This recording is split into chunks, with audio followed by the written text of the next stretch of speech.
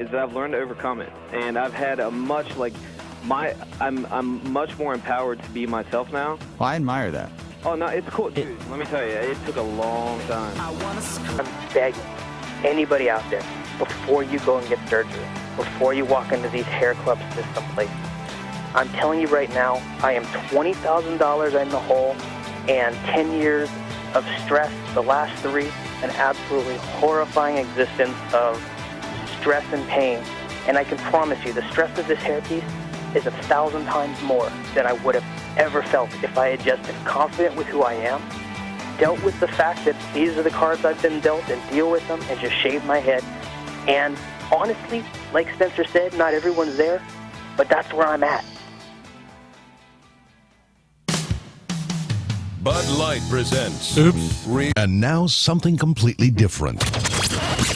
Good afternoon. I'm speaking to you live just outside I like to think balding is just God's way of saying, now let's see you get laid. Is it true that if you don't use it, you lose it? What I'd really like to do is put the greatness of this man in perspective. The hair loss community has a lot to be thankful for, having you as a spokesperson. You mean you just call this guy up? About life and about reality. And now, America's #1 reality radio show for men. Live from Los Angeles, it's Spencer Kobren's The Bald Truth. Hey guys, welcome to the show. 888-659-3727 is the toll-free number. It is fantastic to be here on Friday doing our Friday night live stream on Joe Tillman's hair transplant mentor page on YouTube. You can't see what he just did, but he gave you guys the high sign. If you're new to the broadcast, don't know who I am, why I'm here, don't know who this guy is and why he's here. Well, I'm a consumer advocate for men and for men and women. Take 2. I'm a consumer advocate for men and women dealing with hair loss, and I am the author of The Bald Truth and The Truth About Women's Hair Loss. I also happen to be the founder of the American Hair Loss Association and the International Alliance of Hair Restoration Surgeons. I've been in this business, educating hair loss sufferers for well over 20 years.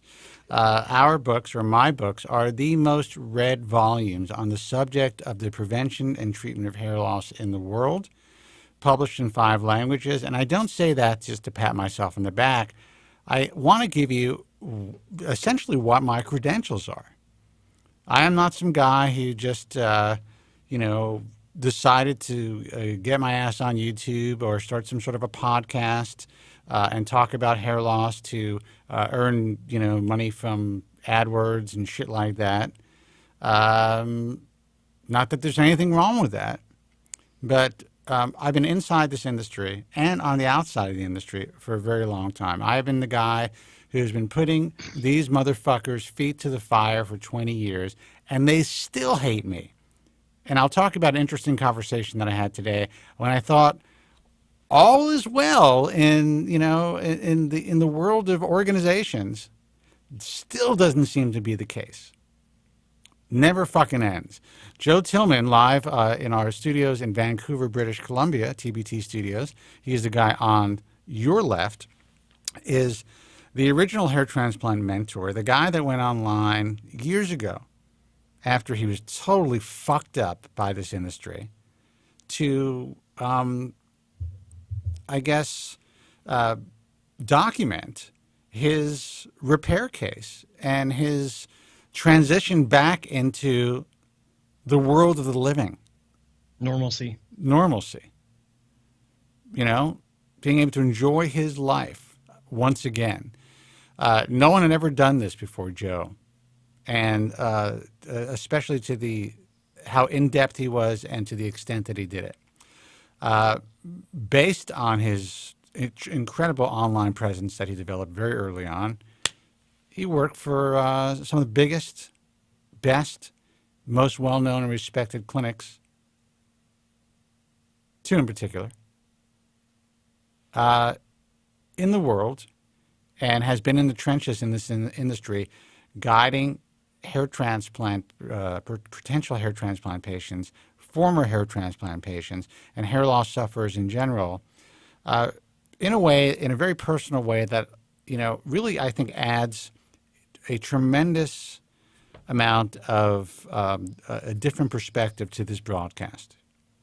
I've been doing this for 20 years and have a very blanketed look at everything. We are the clearinghouse for complaints and issues through the American Hair Loss Association. We set the standards for the field. Sadly, most in the field do not adhere to those standards. But we're the only organizations that have the fucking balls to say, you know what? Most people doing this suck.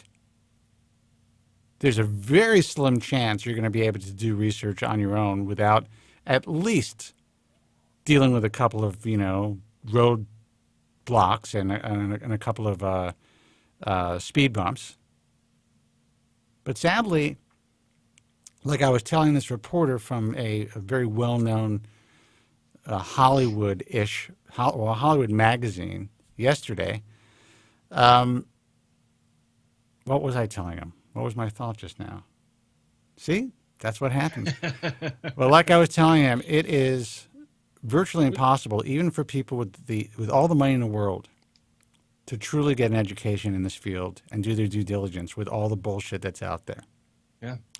And before I let you speak, I also want to make it clear that I was asked by this reporter about specifically about celebrities, if I deal with celebrities in this industry. And what I did tell him is I do not like to talk about the celebrities that do come to me. But the sad part is most of the celebrities that find me, and I think the same holds true with Joe, are celebrities who've already been fucked up. Yeah. Because they have allowed their staff to do their due diligence for them, or they have gone to the guys who have marketed themselves best as hair transplant surgeons to the stars or celebrity hair transplant surgeons. What I told this guy, listen, there are a couple of guys who are really good who promote themselves like that. I know that Dr. Bobak sometimes, has some promotions online like that. He's an IHS member. He's really good. And I understand the pressure of having to do that.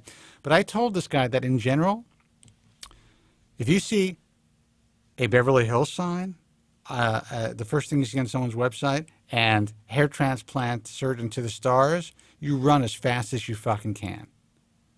Because all you have to do is look at most of these stars' hair transplants. And with that said, if in fact they did perform those hair transplants, I had to explain that no matter how much work these guys have had, in general, they're wearing a ton of makeup on camera.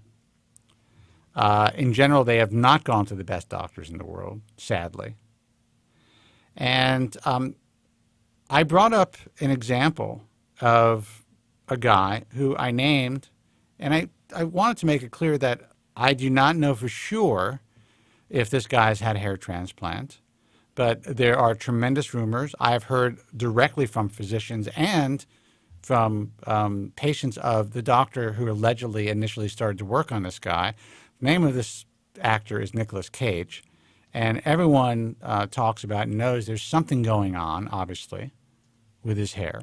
But I want to make it clear before this article comes out that I in no way said that I know as a fact that Nicolas Cage has a hair transplant. Now, in my opinion, as someone who has eyeballs and as someone who is in this field, I would say, without knowing it to be true, that there's a good possibility, given the visuals, that he's had some work done.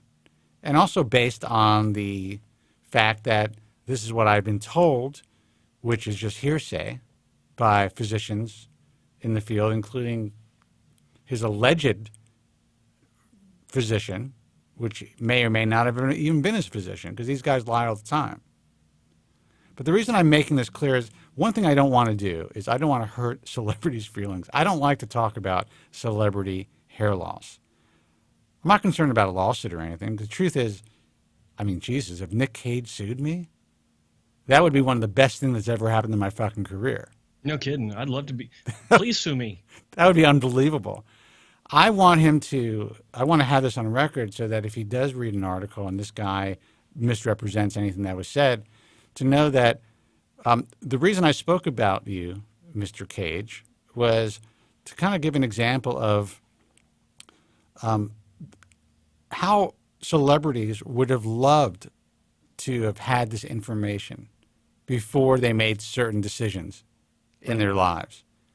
And Nick Cage, in my view, is an example of someone who could have really used an education even before he allowed some of, let's just say, the hairstyling options that were provided to him to be done. Because there's so much, even with his significant loss, there is so much that could be done to make him look great that in some cases were done in some movies, but in most cases in his real life don't seem to be happening. Yep. So I just want to make it clear. Spencer Kobren has never said that Nicolas Cage has had a hair transplant as a fact. So don't feel bad, dude, if somehow this is misconstrued. And we're on it's your a great side. point to mention that you don't like talking about this kind of thing because I've said this before. I don't want to talk about celebrities specifically because if they haven't outed themselves, then who the hell am I to out them about it? 100%. Right? It's like, just because someone's famous doesn't mean that we have to forget that they're also human. Before I got into this industry, there's no fucking way I'd want anyone talking about my alleged hair transplant. And guess what? They did anyway, and it hurt, man. It was tough. So imagine being, in the public eye and having this piled on as just one more thing that people talk about you. I am most likely not in a good way. I am a Z-list celebrity, and there are pages online about my wig or my hair transplant or just like, it doesn't even hurt me anymore.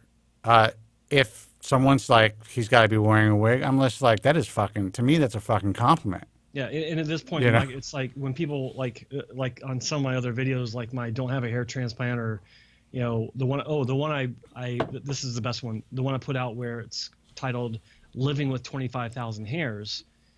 I've got so many trolls. They're saying, like one guy said, you should just kill yourself. Oh, guys saying that guys saying that you look like shit and that it's noticeable when it's not. Listen, I've actually said, I will tell you.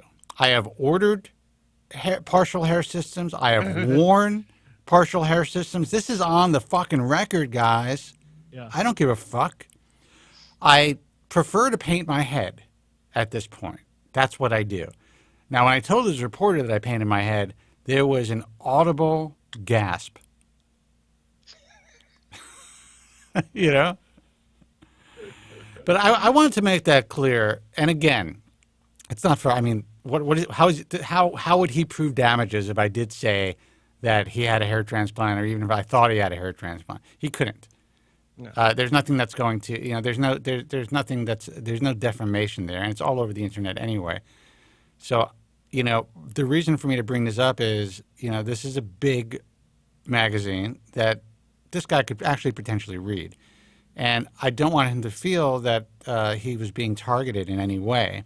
And it really depends on how the reporter decides to spin things because editing is everything. Well, I will tell you this. Listen, when my brother was killed, I got a tremendous amount of press for the program that I did, Highway Justice, in Washington, D.C. on WGFK.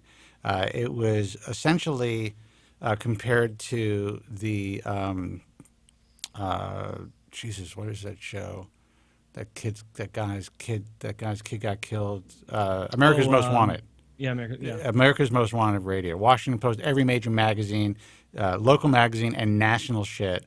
I got so much fucking press. I even had an opportunity to potentially take the show onto something bigger, and I had chosen, I didn't want to use my brother's death as that stepping stone.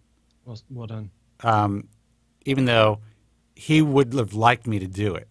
He would have been like, bitch, man, I'm already fucking dead. Do it. But I just didn't have the head for it. But I stayed on the air for a year. The show was called Highway Justice, and essentially chronicling the investigation. And I was investigating the investigation of my brother's death. calling out the cops, calling out the state attorneys general, calling out everybody, calling, so on and so forth. Jesus Christ, I forgot my point. What was I saying before, Joe? Which part?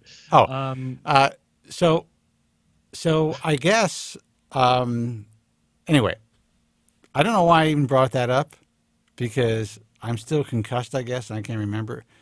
But it's a good story. You guys probably don't know that about me. But as far as talking about celebrities, and as far as outing them, and as far as all this, I hate when people do that. People have celebrity hair transplant sites, stuff like that. I understand that it's great clickbait. But, I have a feeling this reporter seemed like a nice guy, and he really just kind of wanted to get a grasp of, would it be something that, would it help the world if Hollywood would look at hair loss and maybe cast more bald leading men, stuff like that. And I was very honest, saying, look, it's about the money. You can't necessarily blame Hollywood for not casting more bald leading men. We go to the movies to escape the real fucking world. That's right. It's about fantasy, man. That's what it's about. I can't blame these guys. Do you think I fantasize? When I go to the movies, I want to see somebody painting their fucking head. I don't want to see that shit. That's sexy. Yeah. I want to see someone who comes out of the fucking shower and is able to comb his hair back, and forget about the sex appeal part of it. As a guy, it's just like, you want to see what I consider to be like my old life. This is my world. I'm James fucking Bond for a minute. That would be pretty dope. 888-659-3727. I don't know why I brought up my brother's death and the show. Oh, you know what? I don't know why. So, but anyway, now you got about celebrity and going online and talking, or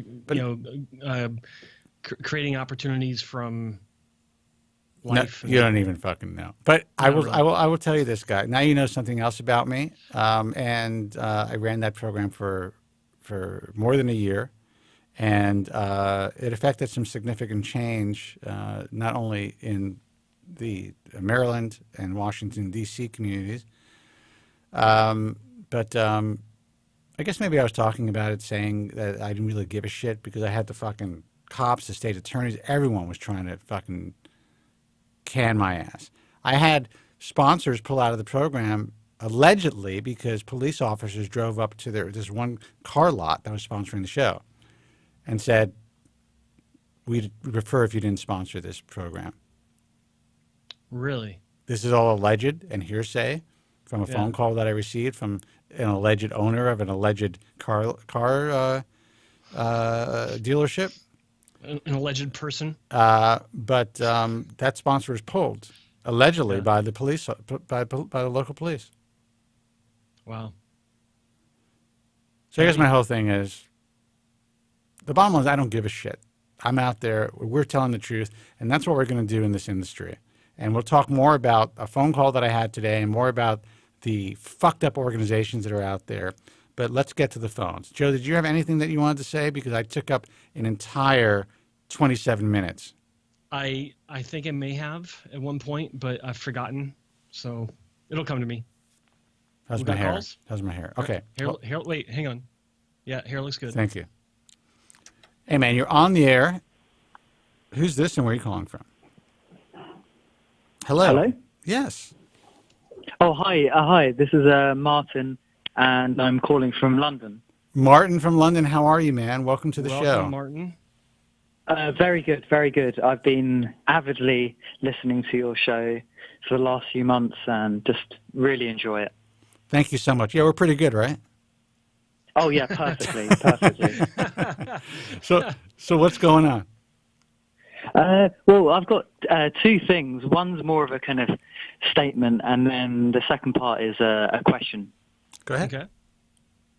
Okay. So the statement side is, I know in the last one on Tuesday, you were talking about Joe Rogan's podcast. Mm-hmm. Yes.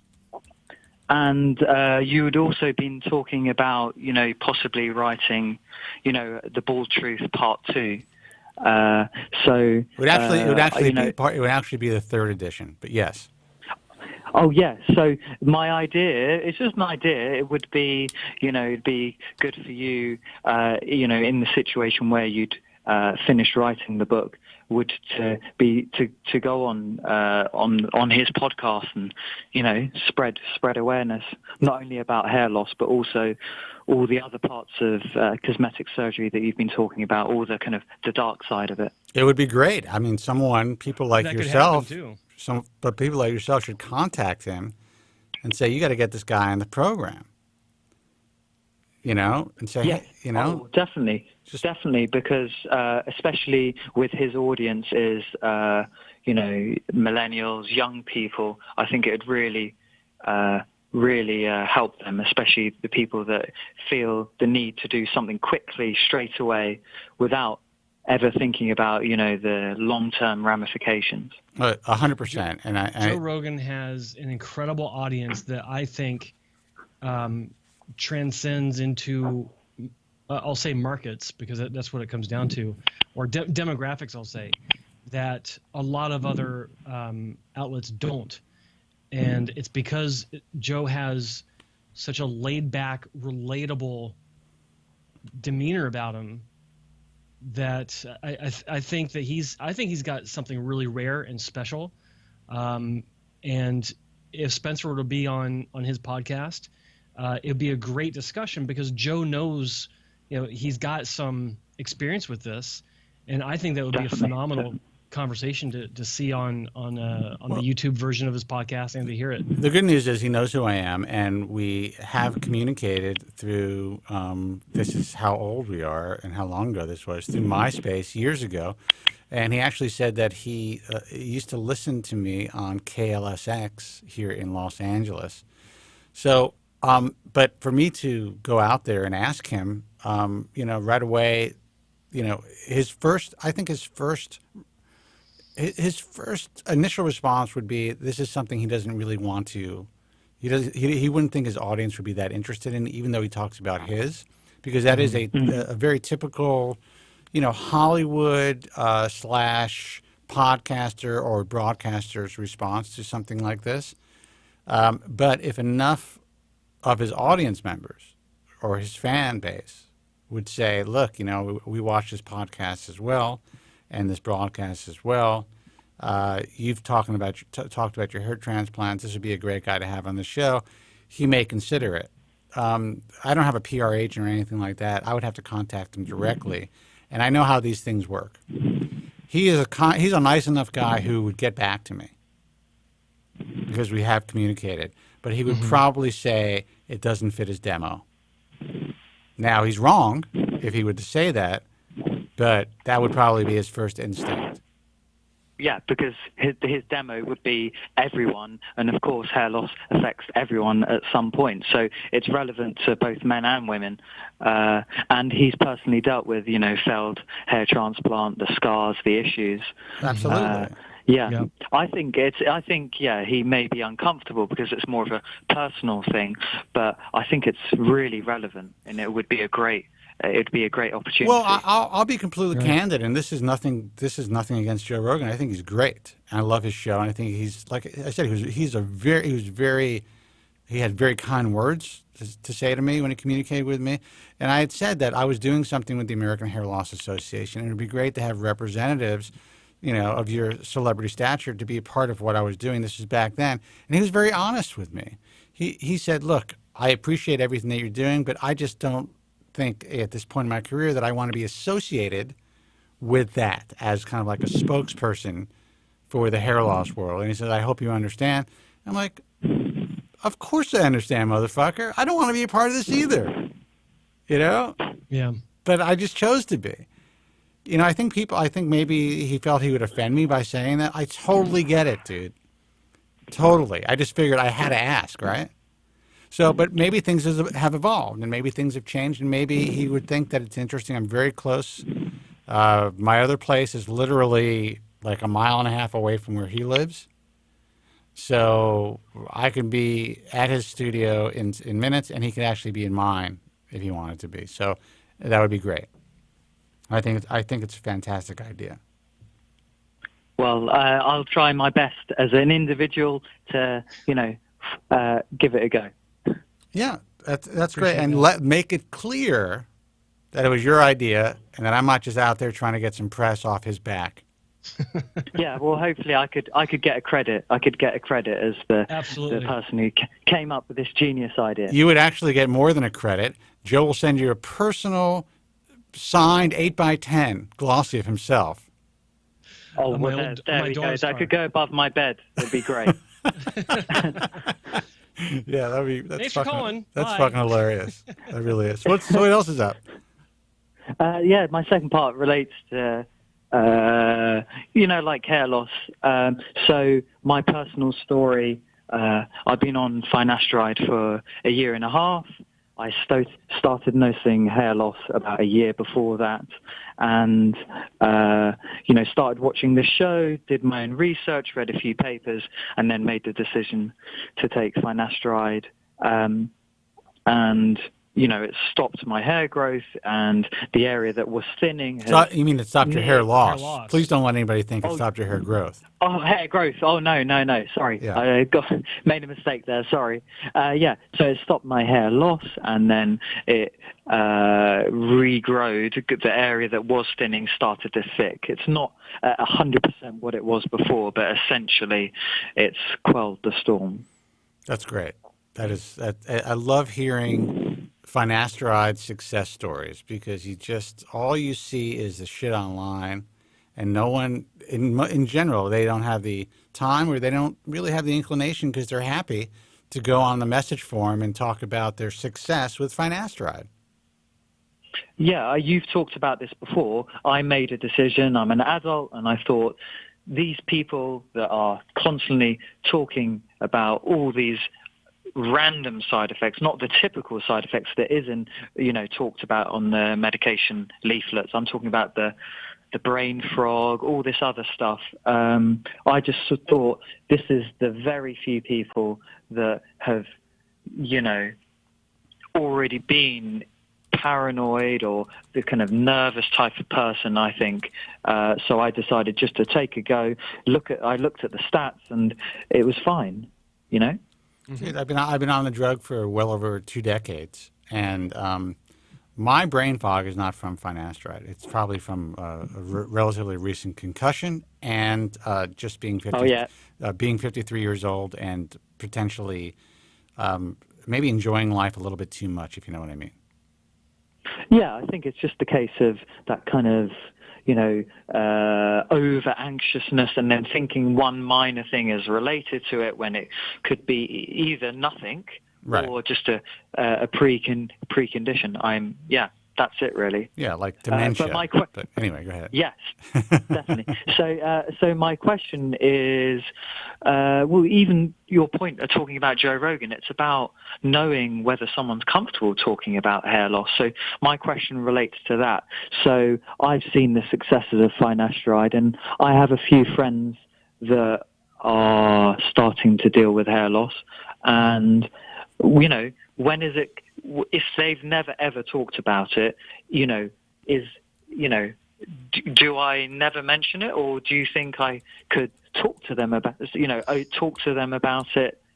That's the thing. It's simply as a friend trying to help another friend, but you don't know whether they. I think the best way to do that is to not approach them directly, drop hints about your own situation, and let them approach you. I remember, I'm reminded of a situation, 15 years ago or 16 years ago, before I actually got in the industry, when I was still just a patient. I had started my hairtransplantmentor.com website, but not as Hair Transplant Mentor, as my personal documentation page. And I saw this guy who was not only dealing with hair loss, but he had also had hair transplant surgery that didn't look so hot. And I wanted to help the guy out, but I didn't want to approach him directly. So what I did was, I knew he was going to come in my office at the firm I was working at, and I had my page up on my screen so that he would come in and see it when he came to talk to me. And so when he came in, I was like, sorry, let me close this down. It's about my hair transplant. And I was like, yeah, what can I help you with? And he started stuttering. He's like completely shocked and surprised that I had this up. And he came back to me 2 days later and said, hey, about that thing that you had up on your website or on the computer, I don't know if you've noticed, but I had the same thing done, and I'd like to talk to you about it. Never ever approach them directly, because you could put them into a situation where it's even more difficult for them to talk about. That's a good idea. And at the time, circa whatever year that was the only thing you were able to do. Now what I would do is, when you're at the pub with your friends, put on your headset for a second, put on the show, and just start laughing your fucking ass off. Good one. Yeah. And they're gonna be like, "What do you watch? What is that?" You got to listen to these fucking guys. They talk about fucking baldness. It's the best. It's two incredibly studly individuals talking about hair loss. Yeah, I love the show, and that'll start your conversation right there. Yeah. It's kind of you got to go in not neutrally, but unoffensive. Kind of like a dog. Not to use that analogy, but when a dog approaches another dog in the park, if they want to be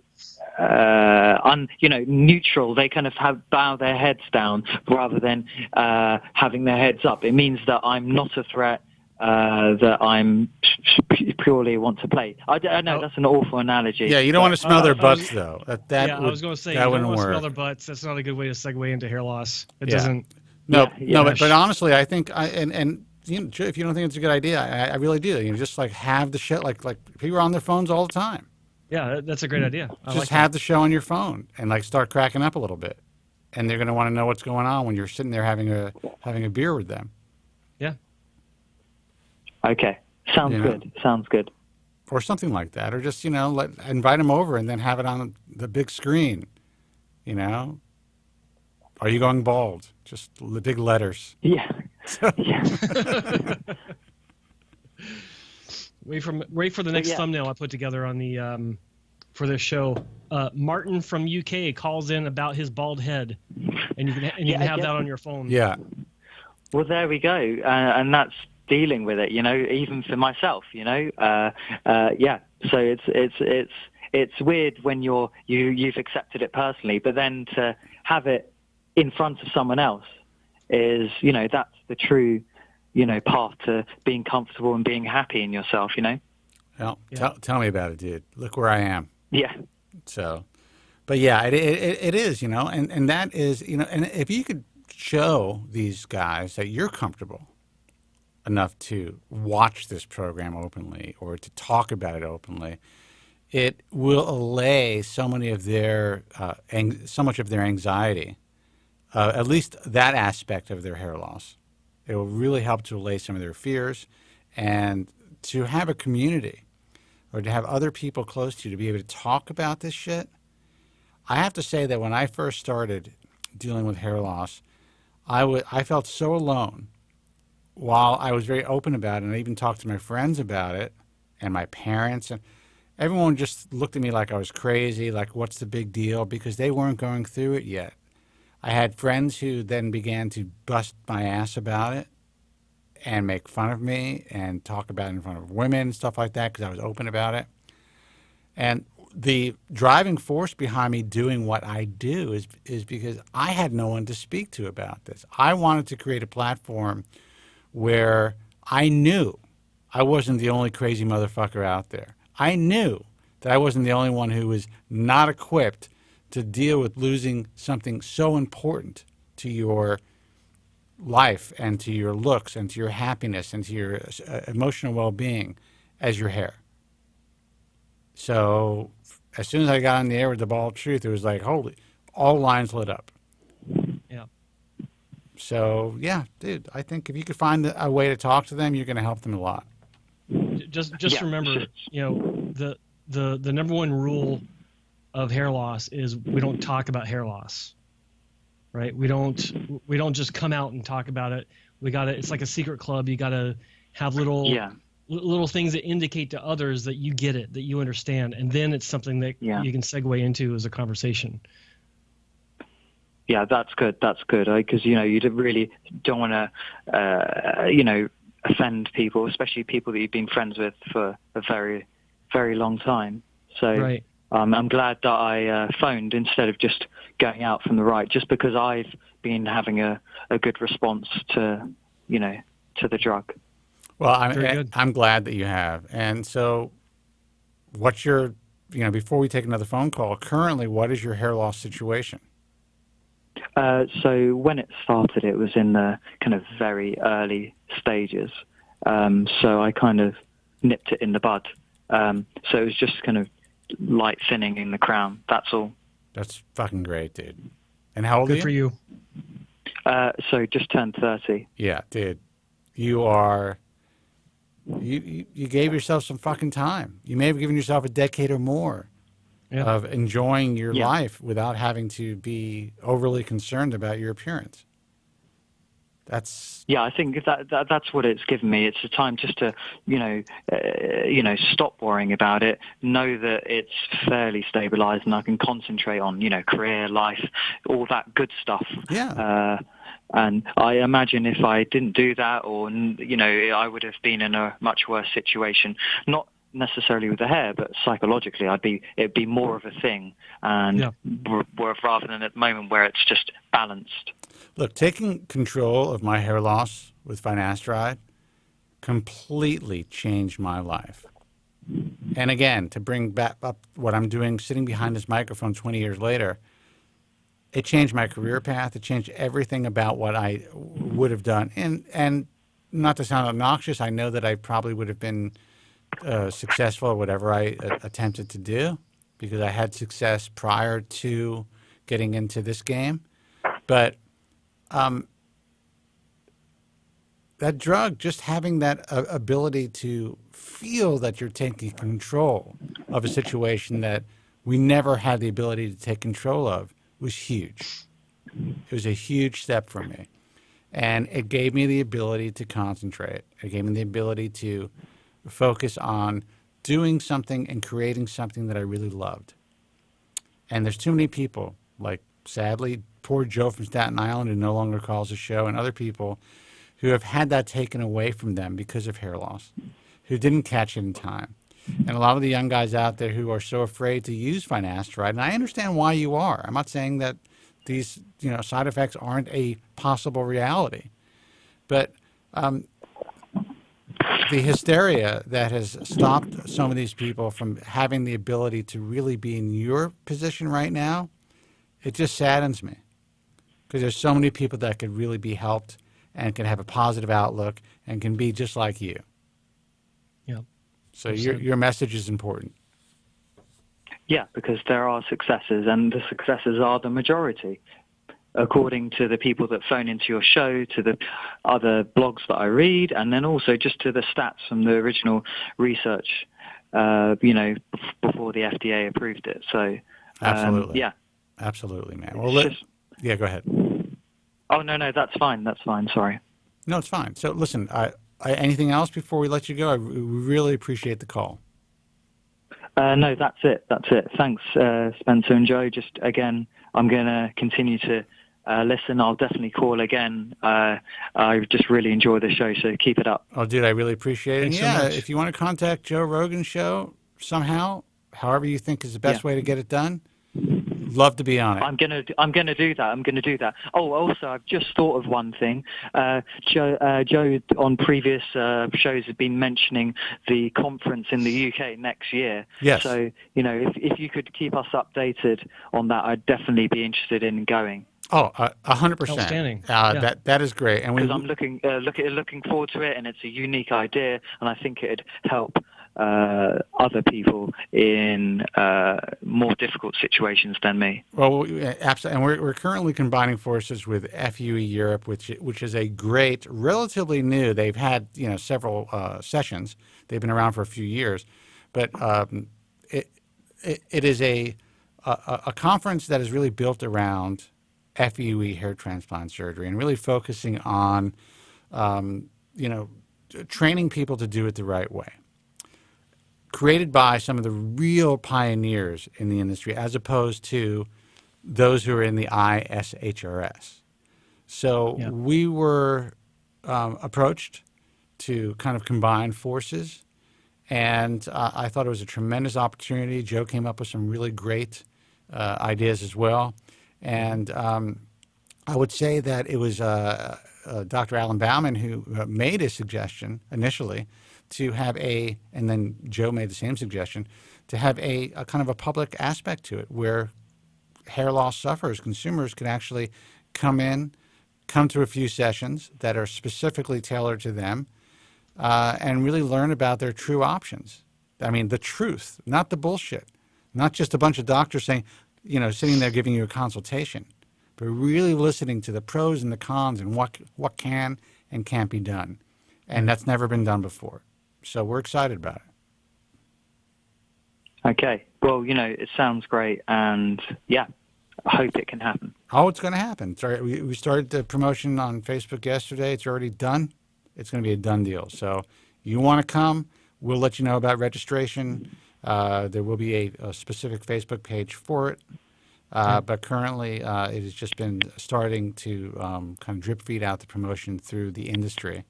And within a month or so, there'll be more public promotion for it. So there you go. Well, thanks a lot. I won't keep you for any longer. Thanks for taking my call. You got it, man. Thanks for the call. Right Take on. care. Bye-bye. 888-659-3727. Guys, if you do meet me, I don't shake anybody's hand, by the way. I do fist bumps. It's a Howie Mandel thing. I can't help it. I have OCD. So just deal with that. Maybe a hug. I'll give you a hug. What I think his name was Martin. What Martin said about, he's mainly hearing good things about finasteride on our show and through various blogs and things. What I realize is that someone could literally come out with the cure for cancer. Like, you pop a pill, it's a treatment. You got to pop a pill, and as long as you're taking this pill, you will no longer have cancer. There's no cancer that can survive against this pill. But the first guy that comes out and says that he can't get it up because of this pill, he'll fuck it up for everyone. Yeah. Well, that needs a cure for cancer, because everyone will be too fucking scared to take a cancer cure because they're afraid they won't be able to get it up. I could also tell you that if there's someone who's in the snake oil business who was able to market a antidote to side effects of Propecia and somehow get some physician bullshit doctor to say that it's worked in his practice, and started to market that shit, and I'm sure, sadly, some idiot's going to do that right now, but there'd be a hell of a lot lower incidence of adverse side effects. Yep. And basically people will start using finasteride while they're using this. Let me write this down. That's a good idea. While they're using this antidote. There's antidote and no side effects. That's a winner right there. NoSideEffects.com. Done.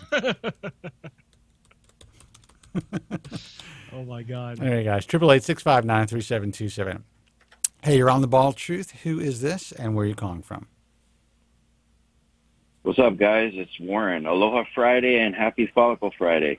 Fucking Warren, man. Follicle Friday. Follicle Friday. Do you have a Follicle Friday guys? post, Joe? I don't. I haven't had time today to look for one. Let me go grab it. See what they put up. So Aloha. Aloha. And here it is, the first one that popped up. Yeah. You guys ready for this? I've never read this. Well, you ready for this? You need to let these guys know where it's coming from. Oh, no, I will. Please. So I'm on Twitter. I'm looking at the latest post by the ISHRS, the International Society of Hair Restoration Surgeons, Follicle Friday. Oh, nice. Aside from its flammability, human hair decays at such a slow rate that it is practically indestructible. Follicle Friday. Follicle Friday. What the hell is that even about? Sounds powerful. Doesn't that sound? Man, doesn't that sound like it's an organization that's out there to really educate you and to help consumers and to tell you about what's really happening in the world of hair transplant surgery? hard-hitting truth. Oh, yeah. Yeah. To help you, the hair loss consumer, understand the dangers of hair restoration surgery on Follicle Friday. Big time. I'll tell you. Let me see what Warren has to say, and then I don't know. Joe has some stuff to say, but I have some interesting stuff to say about a conversation I had today about potentially speaking at the ISHRS and why that will not be happening at this point. So, Warren, what's up? You called in? What's going on? Oh, just a quick question, guys. I was just, as you guys know, I use Topic to cover the old crown and thicken up in the front while it's growing out. I know I still got maybe about 5 more months left till the final results, but I was just curious on your guys' thoughts toward, I know you guys aren't big fans of Trico or SMP for the whole head, but how are your thoughts toward using it to fill in like the areas like the crown and the thinning spots instead of using like Topic and Derm Match in cases like mine? Or I always defer to Joe for this, but I'll give you my opinion. You have to understand that even if it's used as underground, it can provide a certain level of an appearance of thickness, but you have to have enough hair where that works. Otherwise, it will just look like you have, even if it's tricopigmentation, tattooed dots or a shaved area in that area of your scalp if it's slick bald. Now, if you have a lot of hair, then it could really add some the visual volume, but you need enough. Joe, you've done this. I see. You let me know what you think. In your specific case, don't waste your time. And I say that because tricopigmentation works for two kinds of people. Really bald people that want to have, they want to shave their head but have the appearance of a full head of hair, but they just happen to shave it, works wonderfully in the right hands. But it also works for people that have a lot of hair that aren't exactly bald, but are thinning. But there's a cutoff point. You can only lose so much hair before it becomes useless with tricopigmentation, because the way trico works, and I'll just use SMP as a generic term because it's very similar. Yeah. If you don't have enough hair for the tricopigment or SMP to augment, then it looks like you've got, like you're thinning and there's something else going on, but it doesn't quite look right. It's not like it looks like you had tattoo dots if it's done properly. It doesn't look like, you shaved part of your head. If you've got hair coming out of that same area, but it's just too thin, it just looks weird. It's not something that people catch immediately, but if they do 2 looks at you, then they might be like, something's odd here. What's going on? Right. I've seen guys that have tried it, and it really is a waste of time. You either have enough hair to do the thickening effect, or you don't have enough hair to where your only choice is to do the shaved effect. There is no in between. I see. Plus, Topic builds a little density too. So I think fibers and even Derm Match and sprays, not just because I use them. I mean, I honestly, I can do whatever. I can have whatever I want done, whether it's a transplant, tricopigmentation. I could have it all done for nothing. I could have as much of it as I want, and I choose to go with a very inexpensive, which I get all this stuff for nothing. People send me samples all the time. These inexpensive products to paint my head because it works better. If I were to tattoo my scalp right now, even with tricopigmentation, yeah, it may work for me to some degree, but I don't think I would be able to get the level of the way I'm able to conceal it. It just wouldn't work. And Joe has seen the paint job that I do. I'm able to create a part line. I'm able to essentially make it look like, and there'll always be a little bit of thinning in the back just to show a little scalp. I make it look totally natural. It doesn't work, man. Tricopigmentation would not work for me. Now, if I decide to shave my head down, to a close to a 0, then filling in those gaps would be the thing that I would do. And I've had the thickening effect for myself because my crown has had, I was very bald in my crown, but I had enough work done in it to where it brought the density high enough to where the thickening effect made sense and it worked. There was a video of me, actually I don't know if it's still online, but there was a video of me where I did tricopigmentation on half of my scalp or half of my crown going right down the middle because I was going to a conference. This was 5 years ago. I was going to a conference in San Francisco to show how trico works. And half of my scalp looked fantastic with this. The other half looked really thin by design. And it blew everyone away. I mean, when I got back, from the conference, I had the other side done so it would even out. But it can look really good if it's the right patient. There's no blanket procedure that works for everyone. And this, I think that if you were to consider it for your crown, I don't think it would be as effective as you'd hope. I think something like Dermatch might be a better. I'm going to be honest with you. You have kids, right, Warren? Oh yeah. How old are your kids? 2 twins, 1.5 years. Okay. You want to send them to college, I'm sure, eventually, right? Oh yeah, yeah. All right. You put the money away. You figure out how much it would cost you to have tricopigmentation every year, and you put that money in the bank. And I guarantee you that will pay for your kids' college tuition in 18 years. Yeah. No, well said, guys. All right. And you'll feel better about it. Because if it ain't broke, don't fix it. Absolutely. And you know what? You're married. Who gives a shit? Even if you weren't married, the first thing I tell people when they ask me what I do, and they don't understand it. They're trying to look at my hair. I'm like, I paint my head. Let's get this over with. And it's like first they don't understand it. Then they take a look they're like, wow, that looks great. And then there's no more conversation. So even if you were in the dating world, I promise you, everyone is so shit scared to tell people that they have a hair loss problem or they're wearing a hairpiece or they had a hair transplant or they paint their head.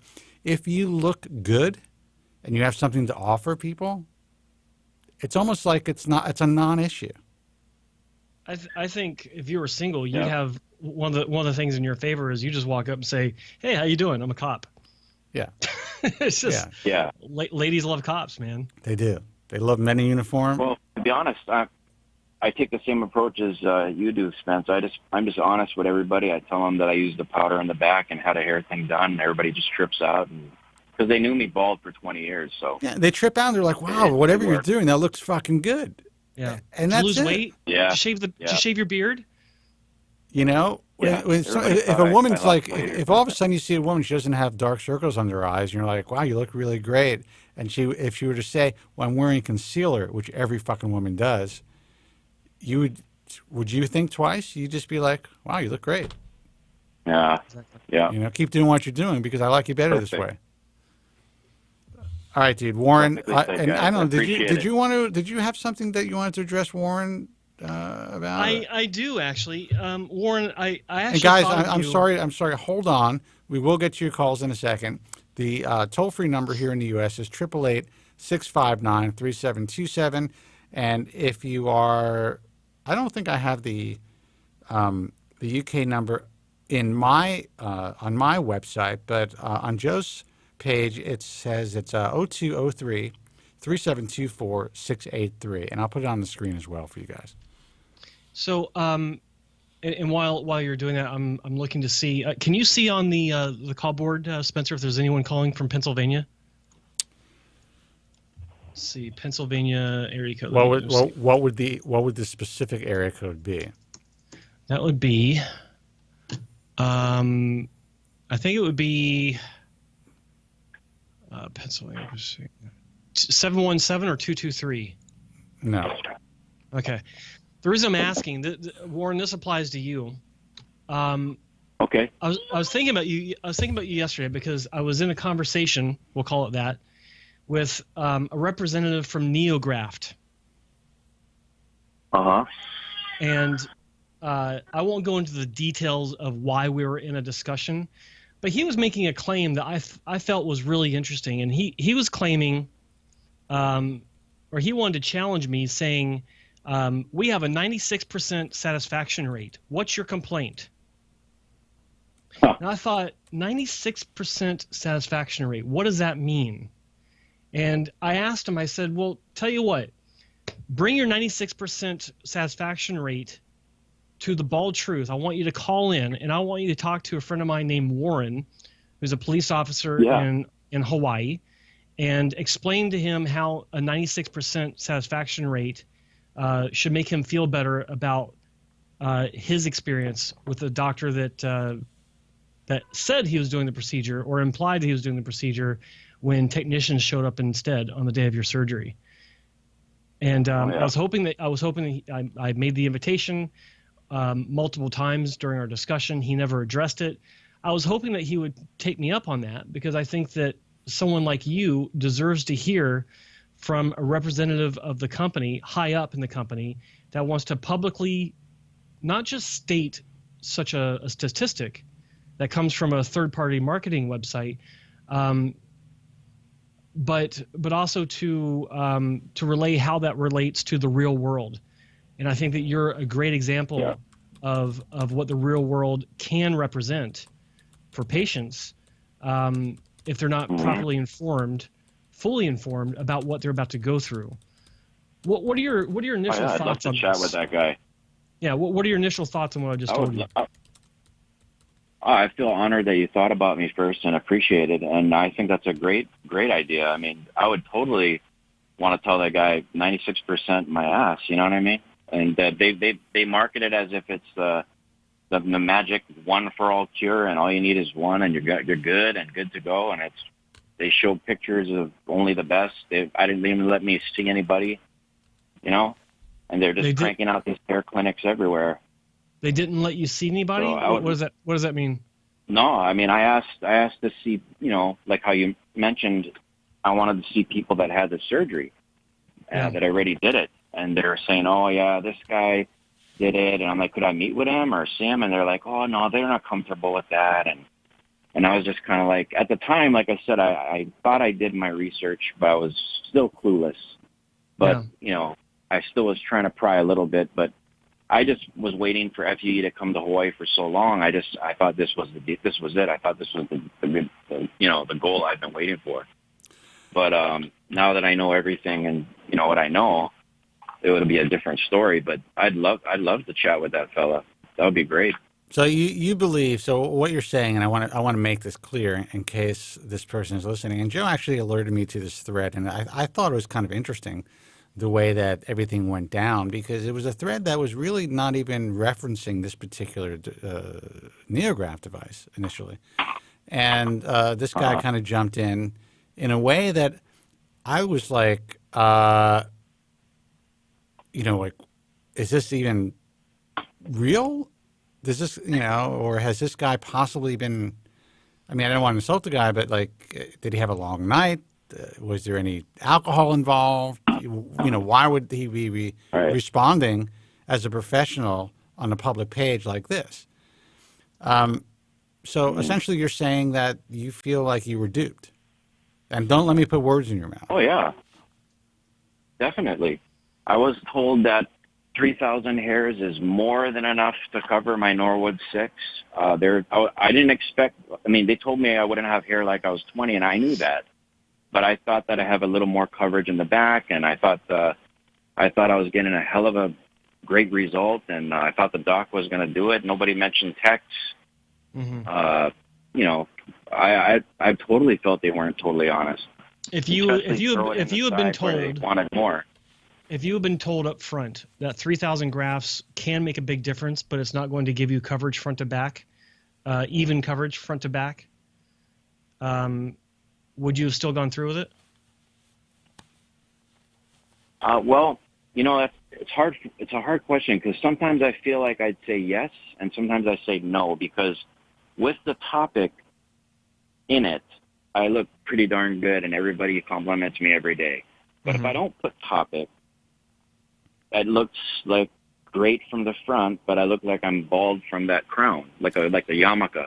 area. Here's the thing, though, and then I want to make this clear, and this is what's important. I think this is what the real issue is. From what I read, at least, I don't think Joe was making any derogatory commentary on any device.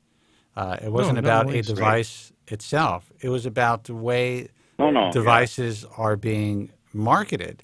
And the fact that I guess he used you as an example just to show that you went in there thinking that you were seeing a doctor, that you were having a hair transplant performed by a physician, and you were told, you were sold by a salesman, you were told something that wasn't necessarily the case, and then you were surprised by who actually performed the surgery on you.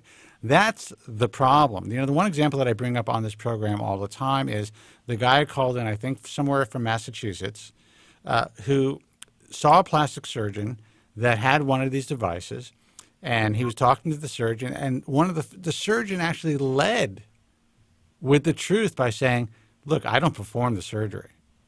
We fly in these really skilled technicians that do the surgery. You can meet with them. You could actually see a surgery and see if you want to do it. Yeah. So he met the technicians.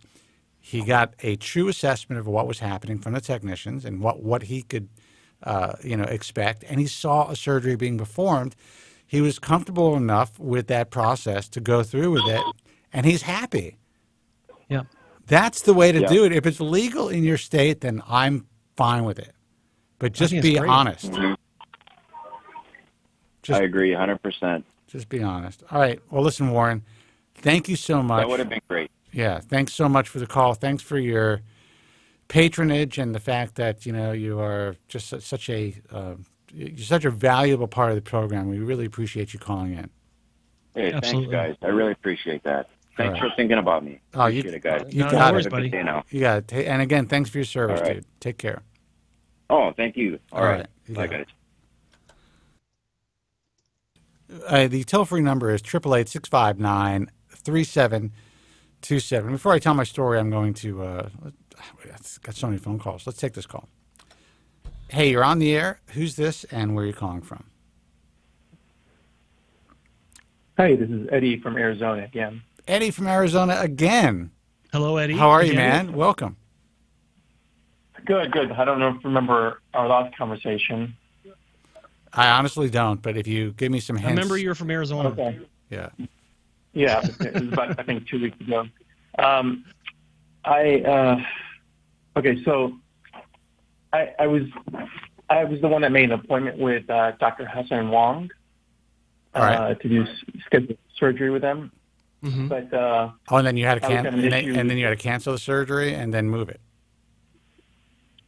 No. I had a surgery done. Wrong guy. Originally with Bosley. Okay. And it didn't go well. And I'm looking to do another surgery. And I remember you, and I was telling you, I was saying don't do it, but only because you're looking to. Is that right? Only because you're looking to improve something that may not need really a lot of improvement. Something like that. I told you not to do the surgery, right? No, that was the brother, man. That's not Ed from Arizona. That was a guy who was concerned about his hairline being asymmetrical. Okay.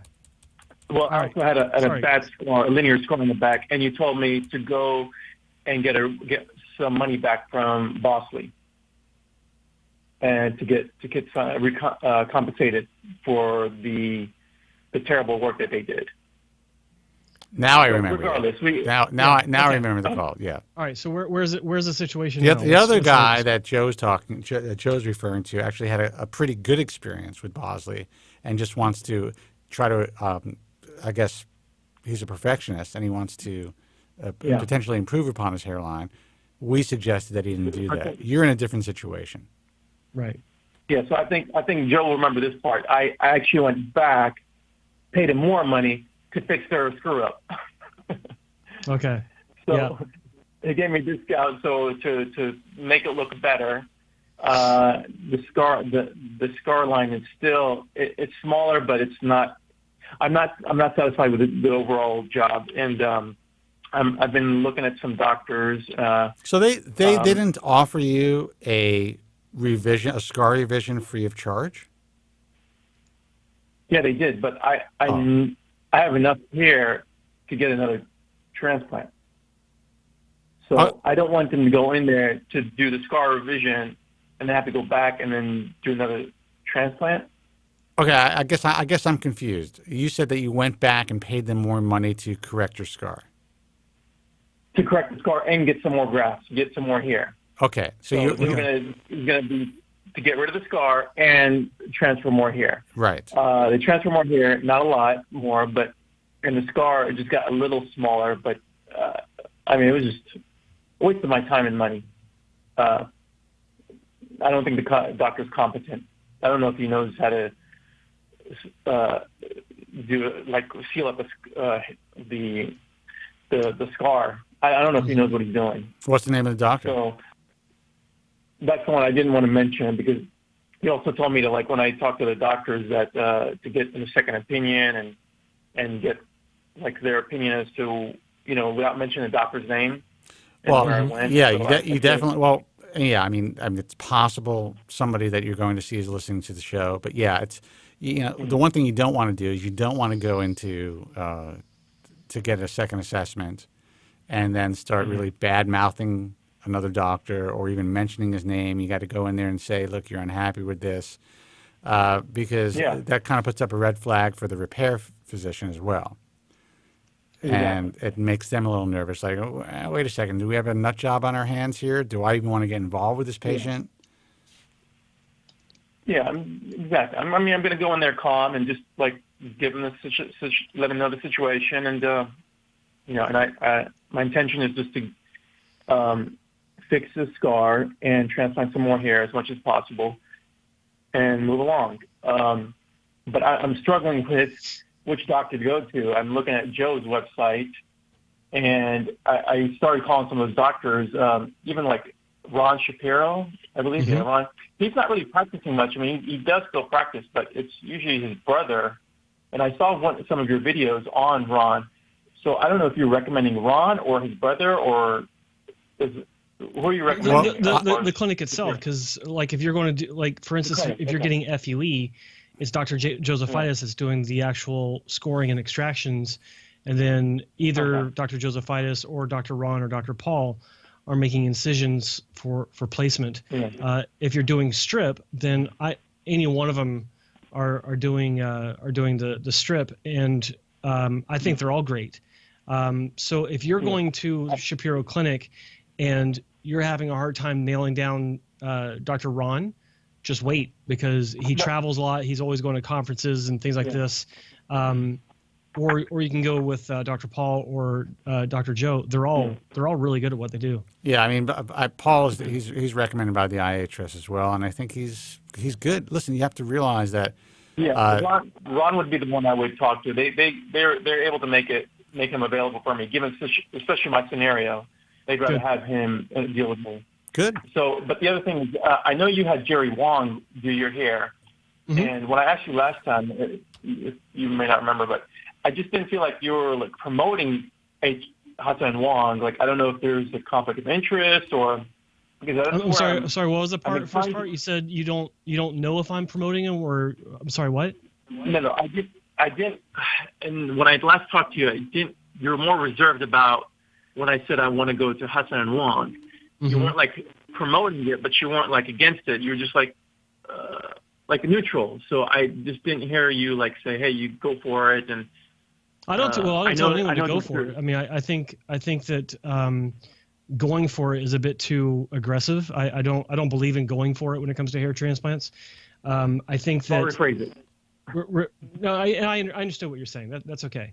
When it comes to Hassan Wong, I mean, you got to understand that it's like I don't work with them anymore, and they're great at what they do. Dr. Wong was my doctor. He's on my website, and I think that he holds the moon. I mean, I am sitting here as a direct result of his incredible talent, incredible skill, and it can't be denied. So, absolutely. I mean, he's great if you're going to have strip. The problem is I get people asking me about FUE, and if you were to ask me, would I place Hassan Wong in the same boat as some other clinics with FUE, I'd have to say no at this point, because they started doing FUE after I left the clinic. Yeah. So that's less than 4 years. And while I think the world of Dr. Wong and the technicians, I know they've had some new technicians come in, but the main technicians that basically run the show, I think they're incredibly talented individuals. I know some of them personally, but I'm not sad. I don't know what they're doing. I know that they've changed. They had the artist robot in the late 2014, early 2015. Then they switched to manual FUE, handheld manual punches, and now they're working with the WA system by Dr. Devois from Belgium, which is a very popular motorized system, and I think it's one of the better ones out there. But I mean, look at how they jumped around. Yeah, but that's what I'm saying. It's like, I mean, I'll go ahead and put this out on the table. It's like, Dr. Wong's great. If you want to have strip, absolutely. FUE seems like they're doing the right things so far from what I'm seeing, but he's not doing the procedure. It's the technician doing the procedure. People got to understand that, and you know, look at the results and engage for yourself. Yeah, for FUE, for strip. Yeah. Of course. I mean, if you want to consider Dr. Wong for strip surgery, he gets my highest clearance as far as his abilities, because look what he's done for me. I mean, for better, for worse. What is that? Is this going to end? No, it's not. I am sorry. I am sorry. Listen, I don't mean to interrupt, but you do. There was a little bit of a tap dance there. I understand exactly what you're doing, and you're being very, I think, incredibly diplomatic, Joe, which is great.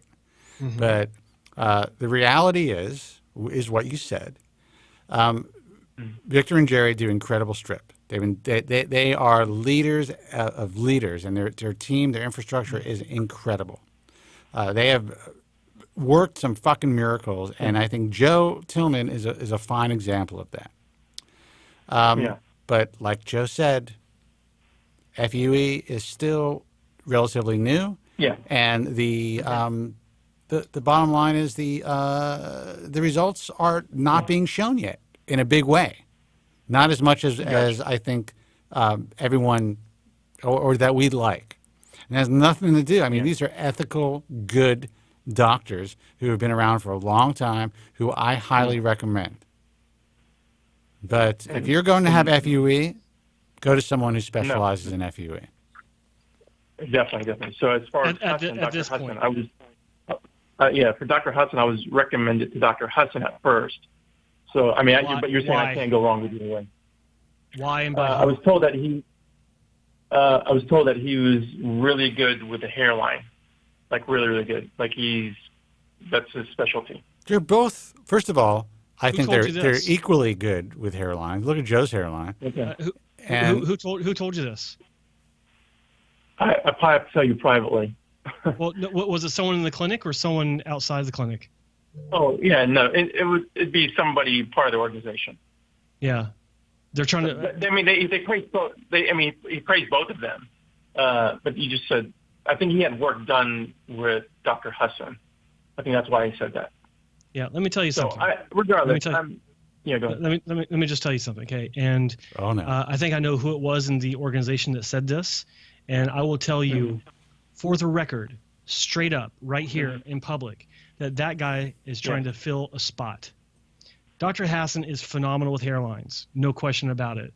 But frankly, I'm really tired of people talking about, and I know that the rep wasn't saying this, but over the years, Dr. Hassan has gotten the lion's share of praise for hairlines.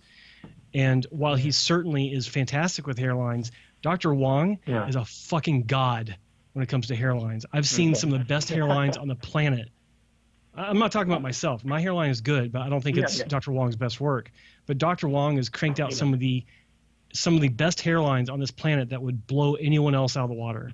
Like, amazing work. Got it. And he happens to do like just incredible crown work. I love his crown work. He is the one that really pioneered that whirl pattern, the way that better clinics do it now, and it's fantastic. So there's your ringing endorsement. Yeah, but I just want to, because I appreciate you saying that, because I mean that makes me feel much more comfortable, because I did a Skype call with Dr. Wong, and I felt comfortable with him, and he even prescribed me topical finasteride, even though I haven't seen him yet, like I haven't been to his office.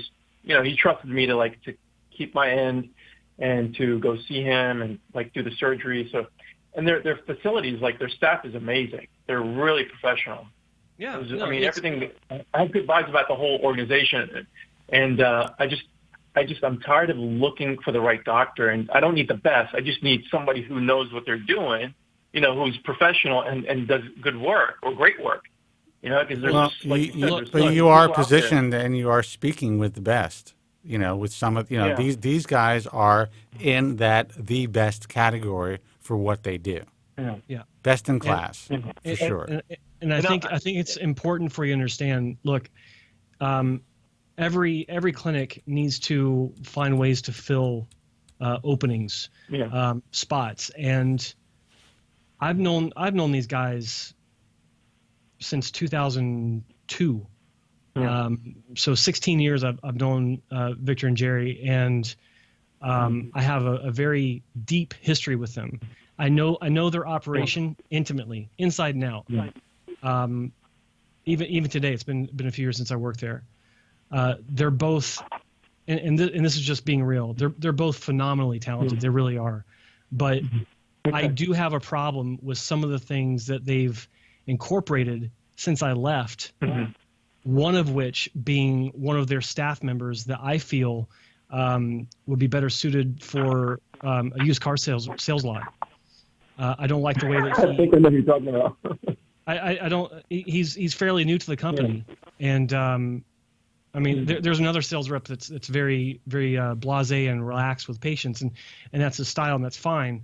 But this guy, I've actually been sent emails from patients that he's been speaking with, or that he's written to these patients. They forward it on to me, asking me what I think of it, and it blows my mind what this guy is saying to people. And I think that he's, I don't mind saying it, I think he's part of the problem with the clinic, not a solution to moving forward with booking patients. I don't like his style, and I'm sorry that Anyway, I'll leave it there. But I think that if you have questions about the clinic, just remember one thing, okay? Neither doctor is going to be so incredibly different from the other that's going to make a massive difference for your case. Either one of them are going to be phenomenal for your case. If you need hairline adjustment, scar revision, what have you, they're both really good at it. So don't let someone from inside the operation sway you to one or the other unless they have a really good reason. And if someone inside the organization says, oh, well, this doctor is a little bit better, it's like, what fucking difference does a little bit better mean?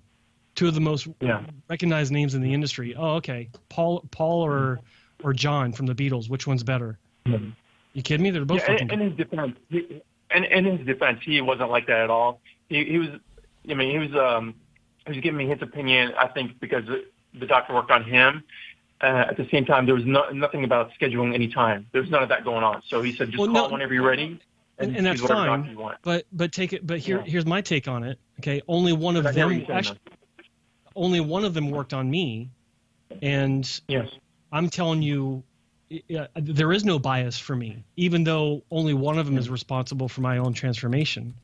I'm not sitting here saying, well, Dr. Wong, because he's I think he's a little bit better because I've got more experience with him. No, that's not the case at all. So you always have to question what you're being told in these clinics and these consultations, even by the doctors themselves. But back to your original question. I I'm not with the company anymore. So because I know so much more about them than anyone on the outside knows, I have to be careful sometimes because I don't want to reveal some things that I may know about them that aren't public knowledge, right? So that's why it may seem like I'm a little bit more reserved in how I speak about them. Yeah, got it. That makes sense. Yeah, because I was apprehensive last time I called, and it's like, I don't hear you like a high endorsement. So, but I get where you come from. Well, I would tell you that I endorse both of those guys very, very highly, and I think Joe's point is right. I mean, how do you think Dr. Wong would feel if he knew the salesperson is saying that the other guy's a master of hairlines, as opposed to Dr. Wong? I mean, that's a really not a great tactic, and Joe is absolutely right. It's all about filling a schedule. Yeah. Yeah. So anybody, I'm going to be responsible. I didn't want to make the guy look bad. It didn't really exactly happen like that. That's what he said, but the way he approached it was subtle, and he was just talking about from his experience, and he wasn't he wasn't choosing one over the other. You can't take it back, dude. Too late. Too late, man. We're calling him right now after the show. Yeah, I don't want to embarrass the guy and make him look bad, But I appreciate that. So, and you do mentoring, right? Joe? No, not really. But what on your website? What you do? No, I'm sorry. I'm half joking. I've gotten so busy. It's like I've got I'm looking at my inbox right now. I've got 160 emails waiting for my response, and I've been so overwhelmed. Is it possible, because I'm going to come down there, do a consultation with them, and I know you live out there. Is it possible to meet up or like getting connected somehow? Maybe. Don't do it, dude. Maybe. This is not to sound like an asshole at all. This is not to sound like a jerk by any means, but I got to advise Joe as a mentor, Joe, and as someone who has met up, especially at the beginning of my career with people. It can be fucking scary as shit. Well, I'm also thinking about charging $500 per mentorship now, so there's that option. I think that'll. Well, that's smart. I think that'll really cut down. That'll cut down on the crazy fucks. Yeah. Well, not so much the crazy fucks. I can deal with crazy fucks. We can talk about it. We can talk about it. I don't have a problem. We can discuss the options. I mean, it just to like confirm what I've been told, and just and you have experience. And you're not going to be held to account, whatever the results are going to be, I don't want to put you on the spot. So I didn't know if there was a way to get in communication with you without, giving your information online here. Right. Well, no, I mean, my information online is my email address. But look, at the very least, I'll take a look at your info. If you've received, I know you've received a consultation from the clinic by now. In an email of some sort, send it on to me. I'll look at it. Give me, send me your photos. Yeah. I'll evaluate it, and I'll give you my opinion on what you've been told. Yeah. Yeah. Okay. Yeah, I haven't seen a doctor in person. I just Skype. So yeah, he definitely wants to look at me and just. But now that you endorse him, there's really not much at the moment. But just in case I have any issues or concerns. That's fine. Okay. And that's fair. And look, I appreciate the question. I just, again, it's an issue for me where sometimes I wrestle with it because I don't want to, just because most people have forgotten I even worked there. It's been 4 years now. Mm-hmm. I don't want it to look like I'm giving Dr. Wong a little bit more attention because he is my doctor, and because of the amount of information. Look, I know where the bodies are buried.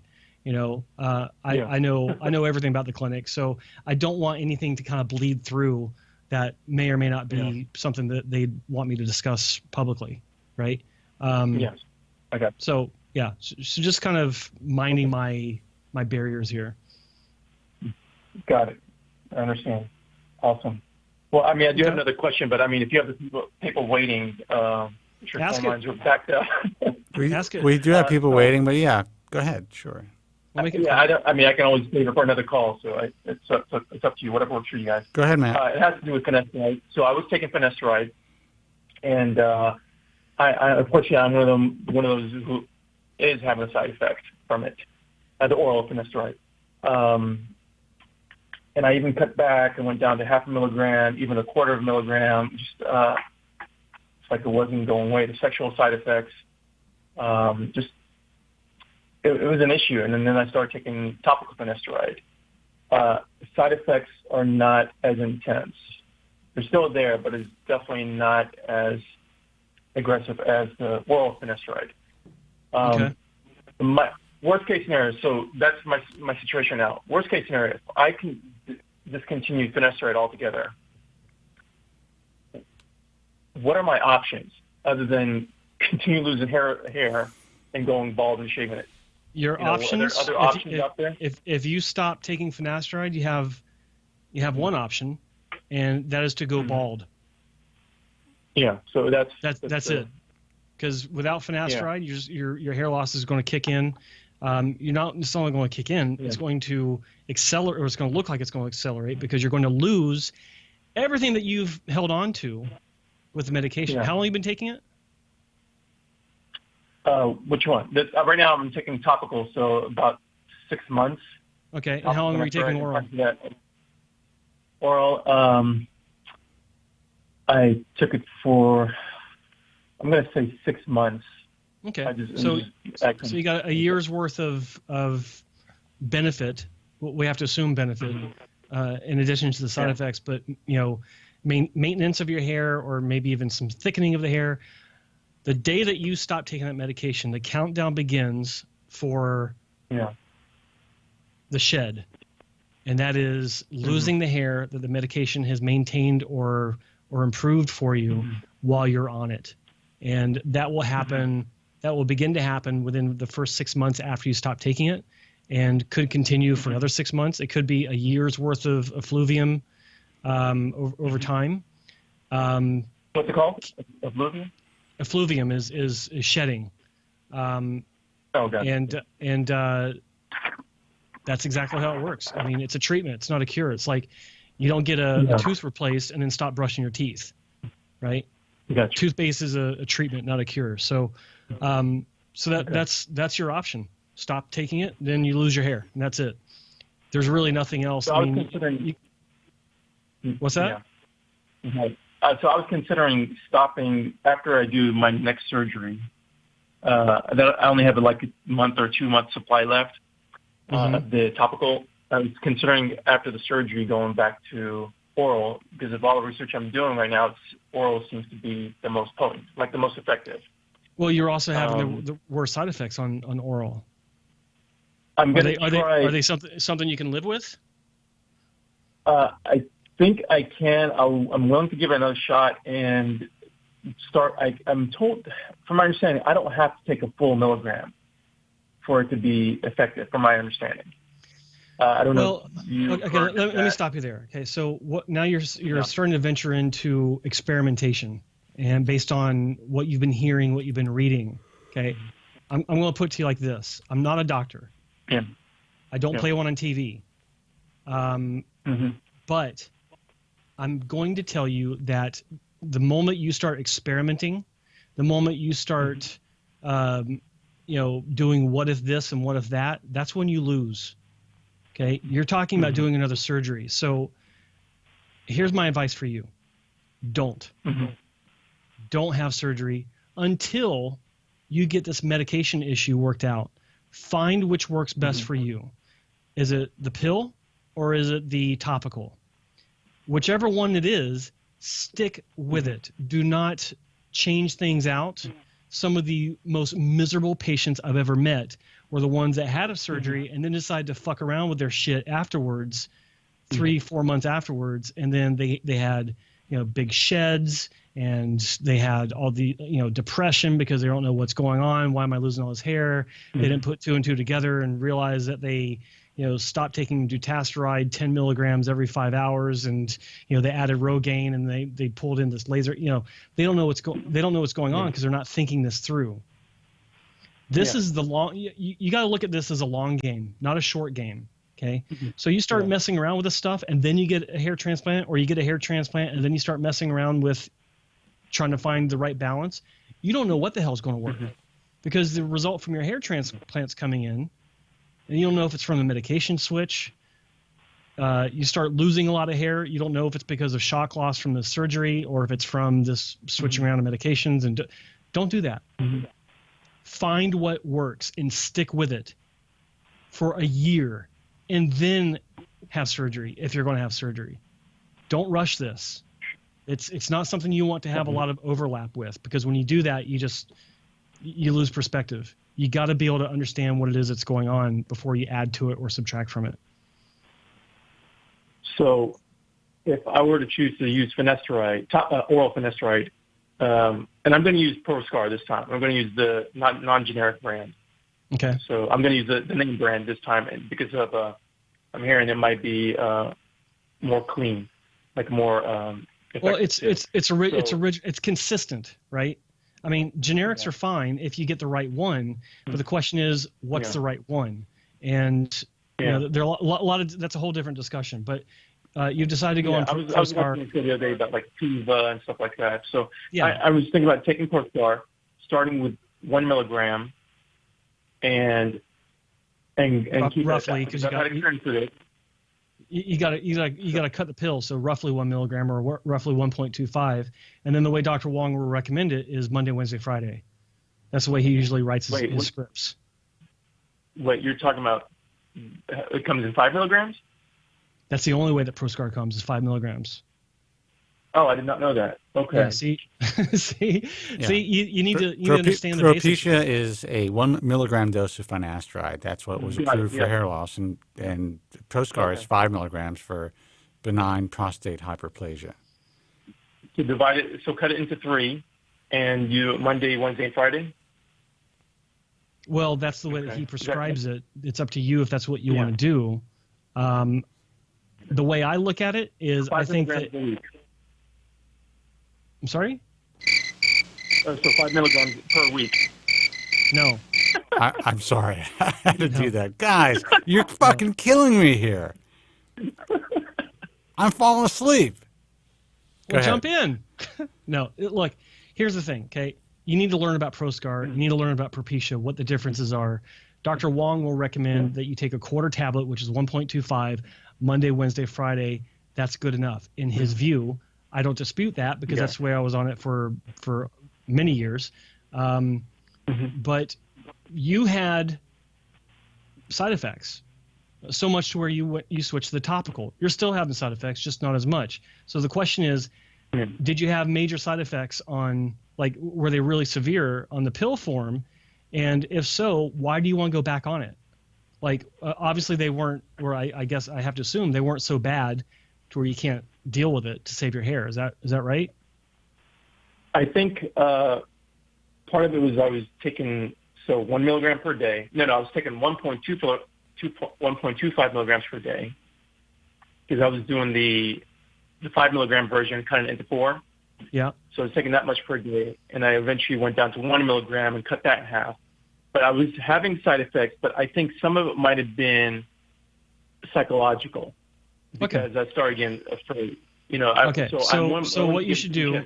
What's physical for sure? Take the pill, as Dr. Wong recommends it and prescribes it, and try it out. If it's too much for you, give us a call and we'll talk about it. You mean after the surgery or before? Before.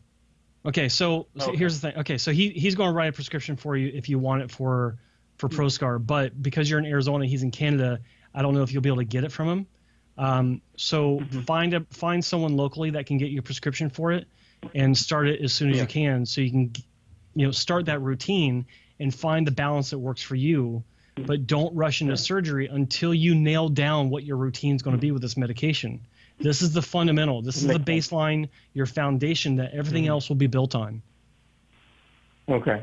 So I got that. So can I go down on the percentage, like the number, instead of using 1.25 milligrams? Is it still effective? Or are you saying just avoid it altogether? It is effective.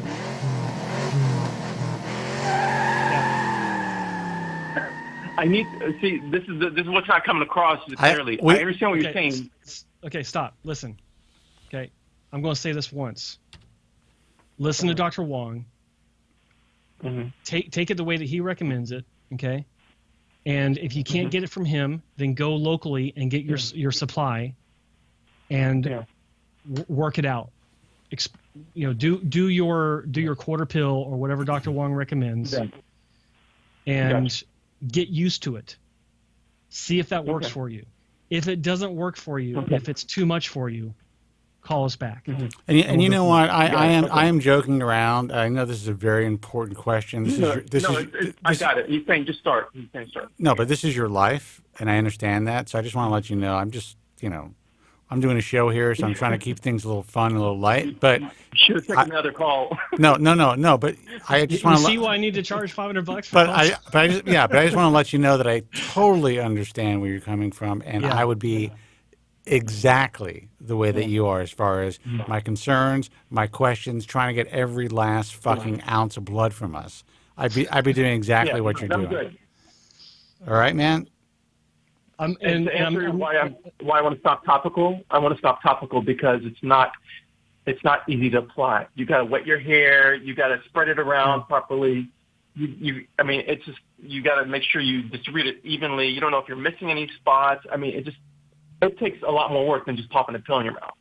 So it's time consuming and it takes work. So that's the main reason I want to leave it. Well, and that's exactly what I tell people all the time, especially if they're like, I have guys who want to use topical on their sides and their donor areas. Like, how the hell are you going to do that? You want to maintain all the hair that you can. That is why oral finasteride really does work. You probably will. There's a good chance that you could lower your incidence of side effects by doing it the way Joe and Dr. Wong recommend. I am not a doctor, but call us back. Let us know what you decide to do and how you do. All right, man? Awesome. Okay. Thank you so much for your time, guys. Oh, you got it. I'm glad we were able to help. Take care. Thank you. Bye-bye. Bye-bye. Bye-bye. You are a patient motherfucker, dude. Where's my gun? No, dude. Honestly, I almost feel bad. We're doing a show here, and normally, when I was on the radio, my producer would just be like doing this. Yeah. Get him off. Get him off. Next call. But I like the idea that we are in a position where we can just answer everybody's questions fully. So, guys, be patient who are holding on. These are questions that are affecting your lives, and we just have to be like, all right, I get it. Yeah. And that's it. It's all good. It's all good. It's just, we appreciate the phone calls. 888-659-3727. Hey, you're on the Bald Truth. Who is this, and where are you calling from? Hey, guys. It's Justin calling from Florida. Hey, what's up, man? Justin? What's going on, Justin? How's it going, guys? How you guys doing? You know what? We're doing all right, man. Cannot complain. You going to make us say some funny shit this week or what? Oh, you already know. You read mine, I guess. What's up? What's new, man? No, I just call it is. I just first gotta say, bald lives matter because I'm just sick of hearing this Black Lives Matter nonsense. Oh Lord. Well, bald lives matter and black hair matters. And I can tell you this. Yeah. When are you gonna get yourself a fucking decent phone, dude? Hello. That's what I'm asking. What kind of service are you using? Who's your service provider? AT&T. You better call those motherfuckers, man. Well, the AT&T line isn't so good because the NSA's got to listen to the call as well, right? Well, he's got an iPhone 8, so you got a good phone, but your service, at least where you're at, are you like? I mean, it's possible maybe he's hiding like in the bathroom. He doesn't want other people to. Could be, or the basement. Yeah. Oh no, I live alone. Okay. All right. Now, do other people complain about your service? Yeah, I live in country in Florida. Okay. What part? Bumfuck, pretty much what I call it. Dude, why don't you get where Daytona Beach is? Get like fucking Magic Jack or something and call us using that, man, because you're good. We want to take your calls. We can hardly hear you. I know I listened to it back. I was like, man, I'm just chopping up. It's all right, dude. I took over that call anyway. It was good. So what's shaking, man? What's going on? No, I was just calling, just tell you guys about I heard someone in the chat right now talking about LeBron's transplant. I don't give a fuck about LeBron's transplant, but I was just talking about the forum. I was on there before. It's like some of the guys on the forum, most of them are cool, but you got some of those guys that just exaggerated too much. I'm like, I'd rather lose my leg for a hair, and it's like, oh man, man. Well, a lot of these people will say shit just to get a rise. Yeah, there's a lot of trolls out there. It's like if you literally put them on the line and say, okay, here's my axe. Is it your leg or your hair? Which is it? You know, they'll take the hair every time. I bet you there would be some guys in reality who wouldn't mind losing a pinky over their hair. I would agree with you on that. Yeah. Or one of their toes. Yeah, you got 9 more. Yeah. What's one? Or would you rather have like a really just like a scar across your cheek or hair loss? Some guys would take the scar across their cheek. I'd take the scar across the cheek. Yeah. Women dig that. And a full head of hair? It depends on the scar. Is it a burn scar or is it like you're in a knife fight type of scar? Good. Yeah, see, it doesn't need to be, yeah. Knife fights or knife scars, that would work. How disfiguring is that scar? A burn scar looks like you're either a victim or an idiot. Yeah. Oh, that's a horrible thing. Dude, you want to alienate our burn victim listeners? God what? Damn. They're being a victim? Jesus. A burn victim is hello? It's part of the description. A burn victim. That's true, actually. I don't even know what I'm talking about. I got scars all over my head, right in the middle of my forehead, on the back. See, because you're a rough playing kid, weren't you? Yep, got scratched by a caddis. I got a big one right in front of my head. Wow. Yeah, I got scars. I got a scar that goes from here to here. Now I have a scar on my elbow, which that shit's never going to go away. I got scars on my knee. I got the typical scar under your chin that every fucking dude has. Yeah, right. I got mine right there. It's about 4 inches long. Yeah, that's what she said. And hello. And yeah, I'm actually pretty fucking scarred. If I think about it, I'm pretty scarred up. Nothing deep or major, except for this scar, which is kind of cool. But yeah, I'm pretty fucked up. So what else is going on, man? What else is new? Hey, man, it's the same old in Florida, especially. It's just hurricanes and stuff, but hot. I know people talking about humid. It's always humid here. Yeah. You know, I'm from Florida originally. I'm from Cocoa Beach. Cocoa Beach? I'm about an hour from there. Yeah, not far from. Yeah, I know. I like Florida. I still got family in Florida, but I don't know if I could ever move back there. I don't blame you. Yeah. I told myself I was pretty much born and raised here, so it's like once I leave here, I'm thinking about moving up north. Because I said, man, I cannot. Well, everyone up north wants to move to Florida, and everyone in Florida wants to move to the mountains. Well, I mean, it depends on where in Florida, actually. I mean, I think, people want to move to Miami. They may want to move to Naples. They may want to move to Sarasota on the Gulf. There are places in Florida that it's not like, backwoods country, just dealing with alligators and, people walking around without any shoes. There's some, there's some places, the humidity, even in some of the higher end, really, the more valuable real estate places, to me, the humidity is unbelievable. But I love the tax structure. The fact that there's no personal income tax. That's unbelievable to me. I can't even imagine what that would be like. We pay 13.5% income tax here in California. Plus, we have 10% sales tax. There's also Washington State. There's no state income tax. Yes. With about a 9% sales tax. The key there is to live in southern Washington, so you got no state income tax. And you drive across the Columbia River to Portland, Oregon, where they got no sales tax. You're gold. Yeah, but the thing is, I don't like the dampness and the rain. Well, see, it's always something. The one thing about Los Angeles, the one thing about California is the fucking weather. You cannot beat the weather and the beauty that surrounds this town. Yeah, it's unbelievable. So you pay these exorbitant taxes to live here for that privilege. But there are times when it's just like, I can just go to Nevada prostitution's legal, which is, I mean, in parts of Nevada. That's under threat. You know, maybe not for long. Really? Yeah, I read a story. Dude, that, my whole fucking retirement is based around that shit. the county where the Bunny Ranch is, the guy that owns that is actually running for a seat on the county government, and they've got it on the docket to vote whether or not to make it illegal. There's no way. There's too many tax dollars. It's almost like making gambling illegal. That's next. Oh, dude, now I'm now I'm gonna have to go to Costa Rica. I'm telling you. And it's humid there. It's a rainy season. Or Macau. It's legal there? I don't know. Oh. I just like saying Macau. Oh, okay. All right. All right, dude. Well, listen.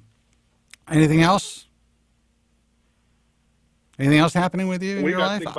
First of all, I want you. We got to figure out a way for you to contact us, and I'm going to get a better Skype line situation so that we could actually hear you well, because you are a good caller, and I want you to continue to call in. Good caller. Of course. But we can't hear you consistently. It keeps popping and dropping off. Yeah. Yeah, I heard that on the playback. But I had a question for you guys. I've heard this before, and it's a weird one, but what do you guys think about this? I've seen this thread on there about masturbation and hair loss, and I think no-fap is what they call it. What do you guys think about that? Why do you think I needed 7 hair transplants? No, I'm going to be honest with you. Let me tell you this. There wouldn't be a hair left on my body if that were true. That's all I'm saying. And my skin would be bleached. So what do I think about that? First of all, for the last 18, 19 years, I'm with a woman who's almost 14 years younger than me. That's all I'm going to say. So if sex and masturbation is the exact same thing, so I would basically not be able to have sex if that were true. That's true. So... And I've heard of crazier things. Well, there's this guy that has a plucking theory, that if you pluck your body hair out, that then nourishes your head hair. So that guy was... Because it's robbing from the scalp hair to nourish the body hair. Right, so that guy was all over Bald Spot. He actually reviewed something a while ago saying that, I was crazy. I talk about finasteride, but I don't bring up the hair plucking theory. You're going to read a lot of crazy fucking shit online. I mean, there's guys out there that they're adamant about it. I mean, there are entire threads that are thousands of pages long on Bald Truth Talk. I met a guy that hasn't smiled in 20 years because he doesn't want to have any wrinkles on his face. Yeah. And he actually has no wrinkles on his face. Yeah. He refuses to smile. He's in his, I think he was in his 50s at the time. So looked like he was 26. So we can't make him laugh. You can't do... But don't make him laugh. So what, does he sleep like a geisha? Because you can't turn on your side either, like with pillows and shit. That's true. How do you guys even know that? Because when I wake up in the morning, I geisha. I wake up in the morning, it's like a one big wrinkle.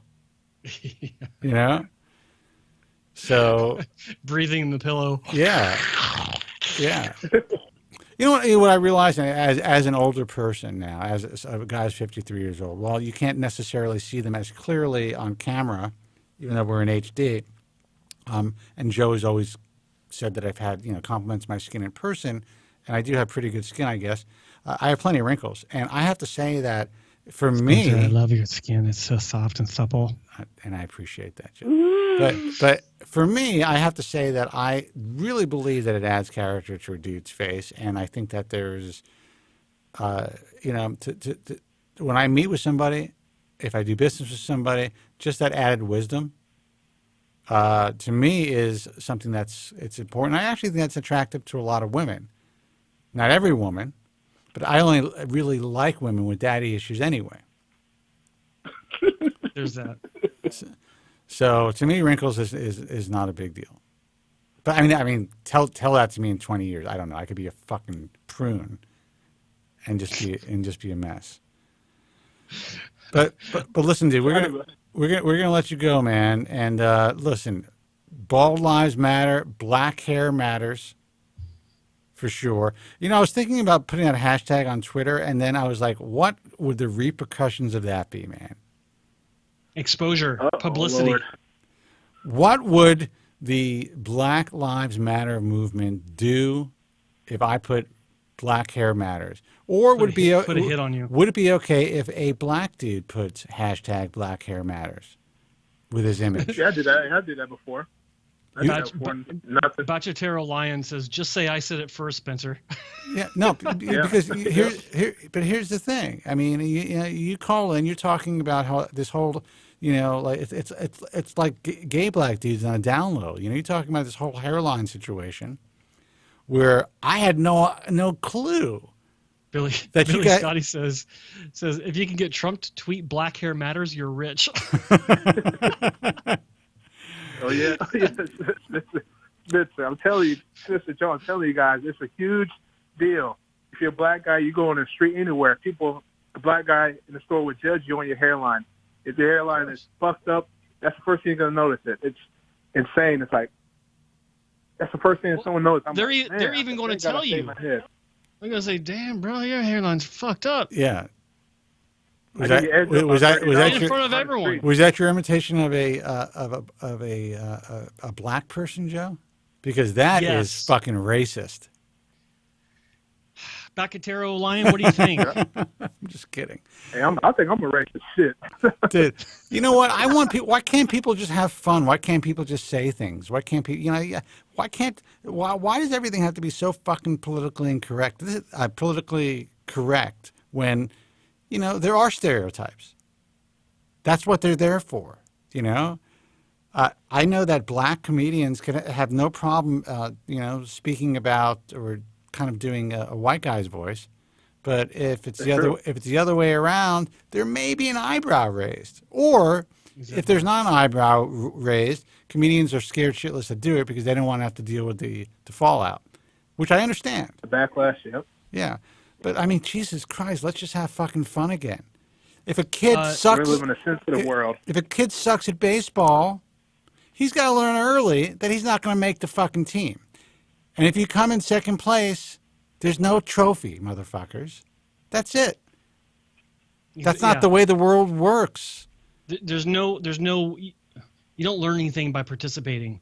There's only one first place. That's it. The winner. That's the winner. And I prefer to be, I prefer to be there. What'd you say? I said, don't even say it to a black kid. Oh, you saying my kid's bad because he's black? Channel 6, call him. They're coming out there. This guy's probably, the coach going to get fired. He's racist. Black Lives Matter going to come down the street with a sign and shit. Oh, Lord. Uh-oh. It's on. But I will tell you this, though. To give credit where credit is due, that shit has been effective. Look. Anything is effective if it makes people uncomfortable, and it's like that's all you got to do in this world today. Small cocks matter. Small cocks, exactly. Hashtag small cocks matter. Oh God, oh Lord. Oh. Stop making fun of guys with small dicks. That's another last bastion of political incorrectness. That and hair loss. That's right. That's right. I'm black, so I got a 29-inch cock. Yes. Good for you. Good for you. All right, man. Listen, we're gonna let you go. We're gonna call it a day. A lot of editing to do on this one. Yeah, we're gonna call it a day. Let's figure out a way to get you to be able to have a better connection. Maybe what we'll do is, we'll probably do it through Skype. I'm gonna see if I could. Fucking Andrew Zarian, man. He's been not around, and I have no one to fucking help me with this stuff. But I know that I'm able to take Skype through my main computer as a separate thing and run the sound through the board. But I haven't been able to set that up yet. I want to try to set that up by next week. Give you guys a Skype line to call in, and then we could have a clear conversation. All right, dude? That'd be cool. All right, man. Listen, thank you for your patronage. Thanks for being such a fan of the show. And I want to be able to hear your voice clearly so we could have some laughs. right, thanks so much. Have a good night, guys. All right, man. Good night. Take care. Thanks for calling, buddy. Bye-bye. All right, we're going to call it a night. No more calls, right, Joe? No more. That's it. Do we have any on hold? I just said that, and they hung up. I hate when that happens. I was going to say yes if it's quick, but... No. We're done. We're done. We're done. But I do want to say, I was going to bring this up, and I think it's very important. I had a physician who actually came to me with an idea that we provide an educational seminar for the ISHRS International Hair Transplant Conference is going to be here in Los Angeles, actually in Hollywood, in October. So, Follicle Friday. Follicle Friday. The doctor was here in studio with me. He's like, you know what, we should do this. You know, we really should talk about the reality of what's happening in the hair transplant industry. Give these guys some insight about what the consumer is really thinking. Provide a talk like I did at this plastic surgery conference. Talk about the reality of what's happening on social media and all of these shortcomings and all this stuff, and really, come at this from an angle to help these completely lost souls in this industry, or most of them who are lost, get a better grasp on how they are allowing their industry to evolve, why they are in the position that the good doctors, many of them, or the old school good doctors, in the position that they're in today, and how to correct the trajectory of this fucked up ship that is sinking and harming patients in a way that has never happened to this level and to this magnitude since the inception of this industry. I get a phone call from a guy today. He happens to be an IHRS member, but he's put as a head of chair of this particular committee. And he goes on to tell me that they want to do a panel, kind of a social media panel. Have me on the panel, and also potentially have some people who really have no legitimacy to be on a panel, essentially further delegitimizing their organization and going kind of like not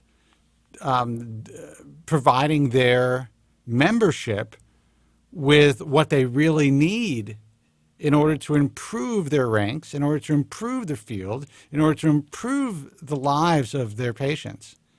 But rather, they want to have some sort of a battle about message forms and what should and shouldn't be done, and this, That is, let me interject on this. If you think that you need to have a panel so that you can talk about message forums, you've already just fucking lost, dude. What is this? 2003? Exactly. Wake up, motherfuckers! I'm sorry to be so rough, but wake up. You guys have just lost an opportunity to have a real discussion. And listen, granted, I'm glad that you guys are, placating or saying, oh, we better have Kobren on there, otherwise, it may not look good. The optics may not look good if we don't invite him to be part of this panel. Fuck it. I can't be a part of that. I can't be a part of the continued nonsense that the ISHRS is perpetuating. The complete lack of honesty, in my view, and education that they should be providing their membership with, just to somehow control the field. I think that honesty doesn't really have a lot to do with this. I think it's awareness.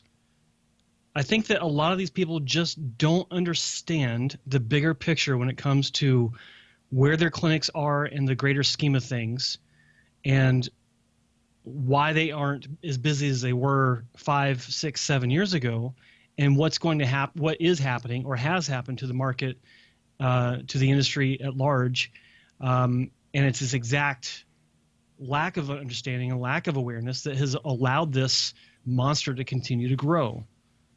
Look, and our message is for the FUE Europe and for the IHRS conference is evolve or become extinct. Learn your fucking craft. period. Help patients. You are not allowing your membership to do this. You are not affording them the opportunity to get the truth. You want to create some sort of bizarre balance of essentially some of the biggest scum who you have allowed to destroy this industry. You want to let them through your doors to be a part of something that has nothing to do with what this IHS physician presented to you, that we were willing to go out of our ways to do, not for us, but for you. Sorry to interrupt you, Joe, but I got my fucking hackles up, man, because this shit pisses me off. Well, it kind of brings me down because it's like I want to see. It's like we're seeing the first signs of life in some of these people that maybe they're ready to get serious about educating the consumer as opposed to finding their ROI. And unfortunately, I keep getting disappointed. I can tell you this. I have given the ISHRS and the ABHRS the right of first refusal to actually help people. That opportunity is still there for them. But this is a new era, and something has to happen.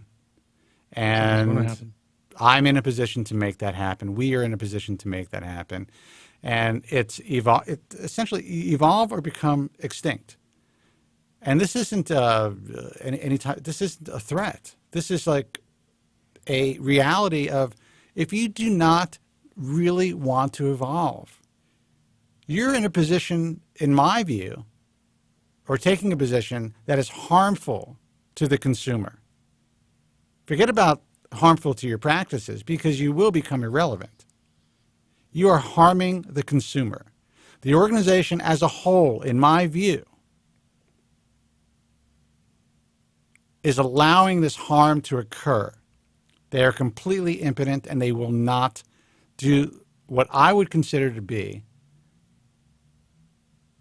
something that needs to be done to change this. You're dealing with middle management, not leadership.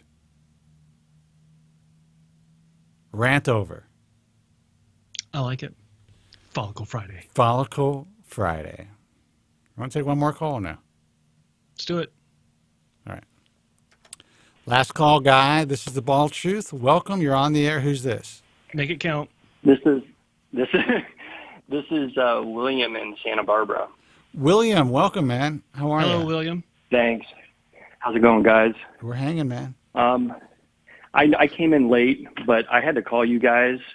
I could talk to you guys for hours, so we probably need to make this on another time. Yes. But you guys just, I know you guys want to get out of there. It's Friday. No. It's like take your time, man. I got a bowl waiting for me. You know what? Thanks for saying that. We will go. Thank you very much. Bye. It's like 98 degrees here in Santa Barbara, which is insanity. It never gets like that, but yeah, it's fucking hot as hell here in LA too. So it's nice and cool here. Good for you. I wish it was here, but I miss the marine lair. But I got a hair transplant 2 years ago on April 28th, and it's been an interesting ride, and that's why I'm saying I probably could talk to you guys for a long time. But one of the main reasons I wanted to call, because I listen to you guys, I didn't really was expecting to call in. But Spencer, you said something a couple weeks ago that just really hit home. You had stated that if you had to get off your Propecia, you would drive a Toyota Tercel or whatever, and you would never get off of it. You would choose to live that life versus lose your hair. Right. And it really, really resonated with me, because I think I was a Norwood 2.5, whatever you want to call it. So I didn't have like major issues, but since I had a little higher forehead, but I was getting the window peaks. I think about my hair 30 times a day, and it annoys the crap out of me. And By the way, that, like, by the way, I don't mean to interrupt, but there's a little crackling coming from your phone. I don't know if you're on. Are you on speaker or are you on a headset? No, I've got the one. No, I've got the wonderful AirPods. I can put you on speaker if you want me on the phone. You want me to switch over? Try it. Is that better? Or just hold the phone to your head. Yeah, go ahead. Is that better? That's good. Okay. But No, it's not better. No, it's still there actually. Put your headphones back on. All right. I hate those things, by the way. I'm really sorry about that, guys. Oh no, I use Wi-Fi. It's fine. I have bad signal up where I live, and I use Wi-Fi over the phone, and sometimes it does that. Is this okay now? It's fine. It's just a little crackling, but it's not bad at all. Okay, good. Well, the reason I say that is because I have a technology company as a CEO. I sold it, and I made a good chunk of money on it. Good for you. And when you made that statement, I was thinking about it, and I would have literally, all the money I made, I would have given up if I never had to think about my hair again. 100%. Yeah. I would live if I didn't have to ever think about this again. I would, well, knowing what I know, having to deal with this for so many years, I can't say that I would have felt this way if I never experienced it. But I would have chosen some piece of shit one-bedroom apartment, as long as it was in an area that I liked, and lived a much smaller life, and not have to deal with the issue of worrying about my hair. 100%. Now, but I don't regret that it happened. I'm really, in a way, I wouldn't be doing what I'm doing. I wouldn't be able to reach so many people and change so many people's lives. That's all great. And I don't know if I would be as, let's just say, successful as I am. I guess I probably would have been. But I don't know. But yeah, it's that heavy, and I only someone who's dealing with it and who has the balls and the courage to admit it would ever say what we're saying.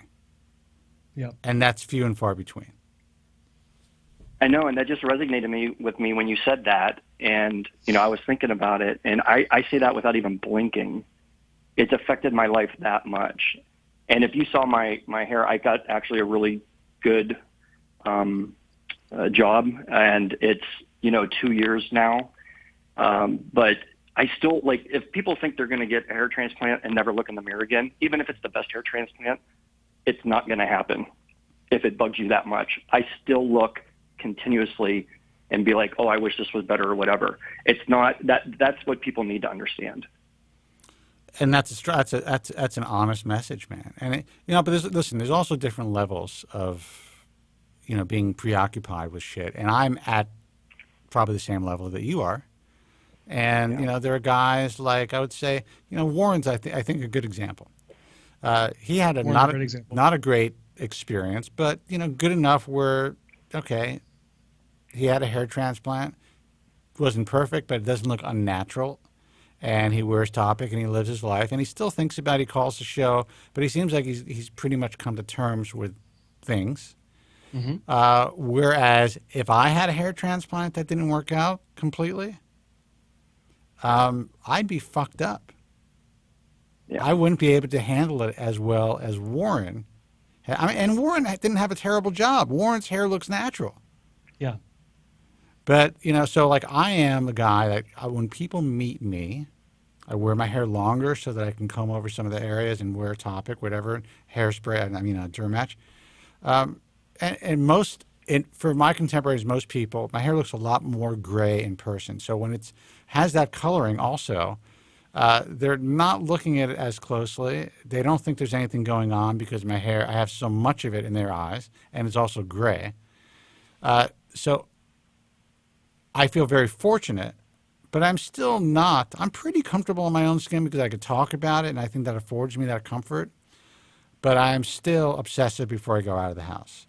I still, I literally wear a gas mask, literally, to spray my hair. He really does. He showed it on the air. Was it about a month ago? Yeah. He stepped away from his desk. He went and grabbed it to show all of you guys this apparatus that he uses just to fix his hair. Right. Outstanding. It is a what is it called? A ventilator. Respirator. Respirator. Right. A respirator. Ventilator. God forbid. Respirator. Yeah. So yeah, dude. You know, I'm glad that I was able to hit a chord and that you have a place now to talk about this, because I'm sure it's probably been not easy for you to talk about with anybody. He also makes meth on the side, just saying. Not that there's anything wrong with that. Yeah. Right? Of course, who said that? I don't know. What? Look, you guys aren't paying us. We got to pay the bill somehow. Exactly. Cheap bastards. What? But it just is crazy. It just has affected my life. And when you said that, it just really resonated with me, and I really started kind of doing some deep thoughts. I do want to add one thing, which I would love to get your take on. Sure. The most difficult part of the transplant was the time that you were waiting for things to happen. I've said that probably 6,000 times to people. The procedure is easy. But here, yeah, exactly. But the really difficult part for me was when I started getting close to that year, because when I'm online or listening to people or reading forums, everybody says, like, at 1 year, you're pretty much what you got. And so, you know, the 9 months started going, and then they start speeding up, and then it's 10 months, 11 months, right? And you're like, oh, my God, it's not filling in. I'm not getting the density that I wanted to get, or what have you. Yeah. And that was the most difficult thing for me, was once I hit that year mark, because I went into a state of depression. But I got to tell you guys, I'm still kind of filling in. It's kind of crazy. But, I mean, I just had my 2-year anniversary, but I can see a substantial difference in my density from 18 months to 24 months. Wow. Did you introduce any medication or any other new treatment? No, no. No. Mm-mm. And, okay. You know, I started, after 3 months, I went on Propecia. I actually did the generic form, and it's worked well for me. In my family, I think I had my grandfather's genes. He never, he had a full head in the back, but he had the window peak, right? And I think I have that similar thing. So I don't think I have a chance of going down that level, you know, completely bald or anything like that.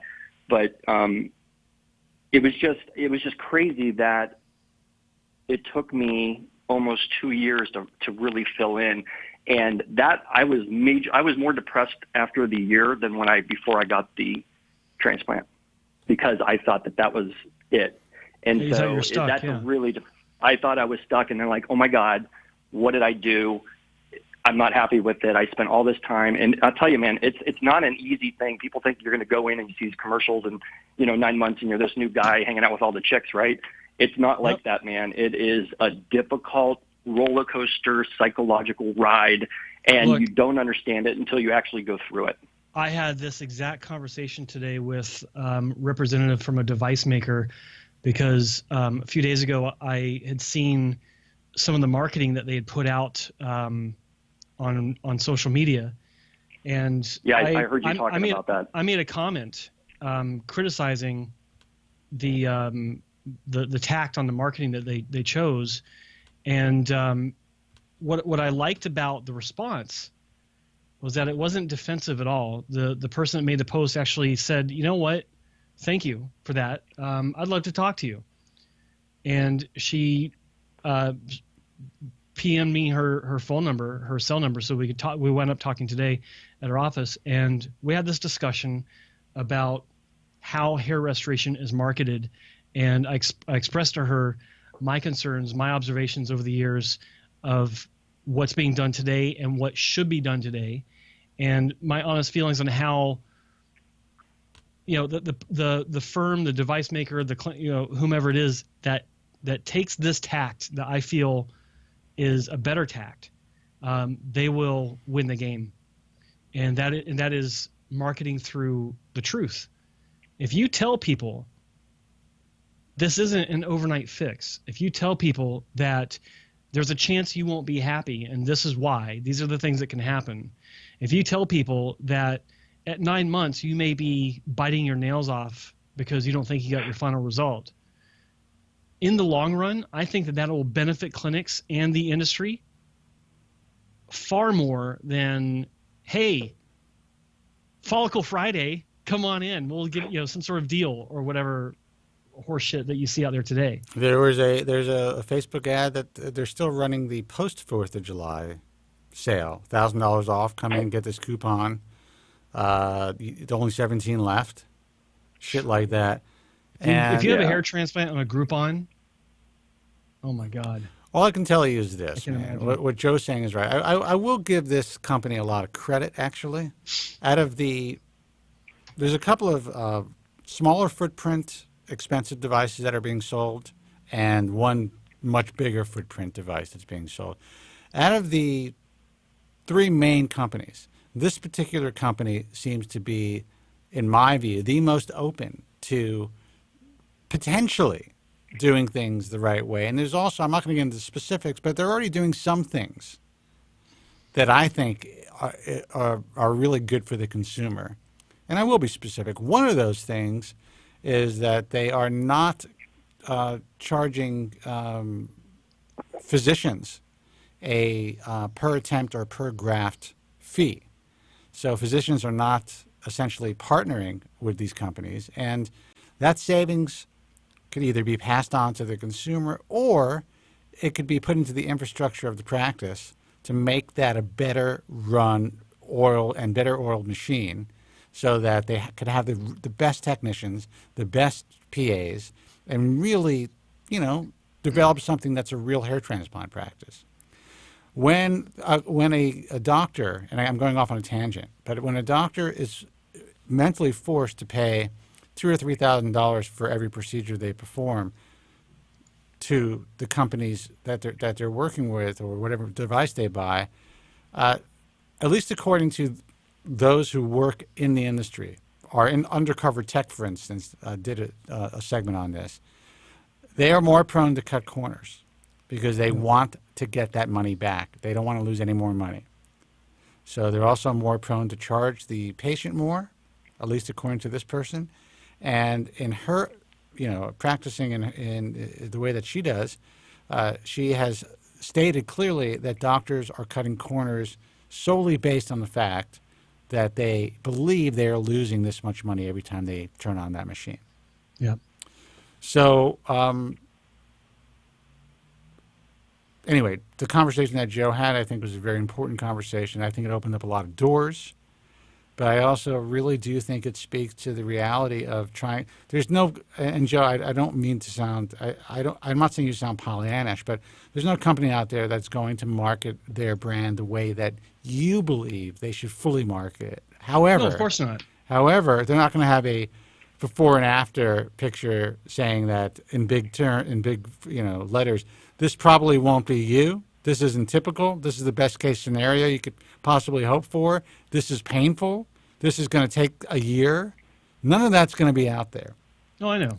But if they associate themselves and work with smart people, if they bring in smart people into their realm, they could really help to educate doctors to better educate patients, and there are ways to educate the patient directly without being as blatantly open as we would hope they would be.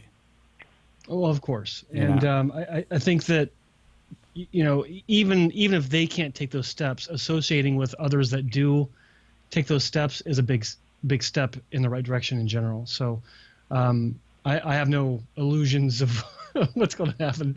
I can't see big budgets laid out to, showing how painful the procedure can be for people. But it's just, we talk about this behind the scenes. It's extremely frustrating to see this, what's the word I'm looking for?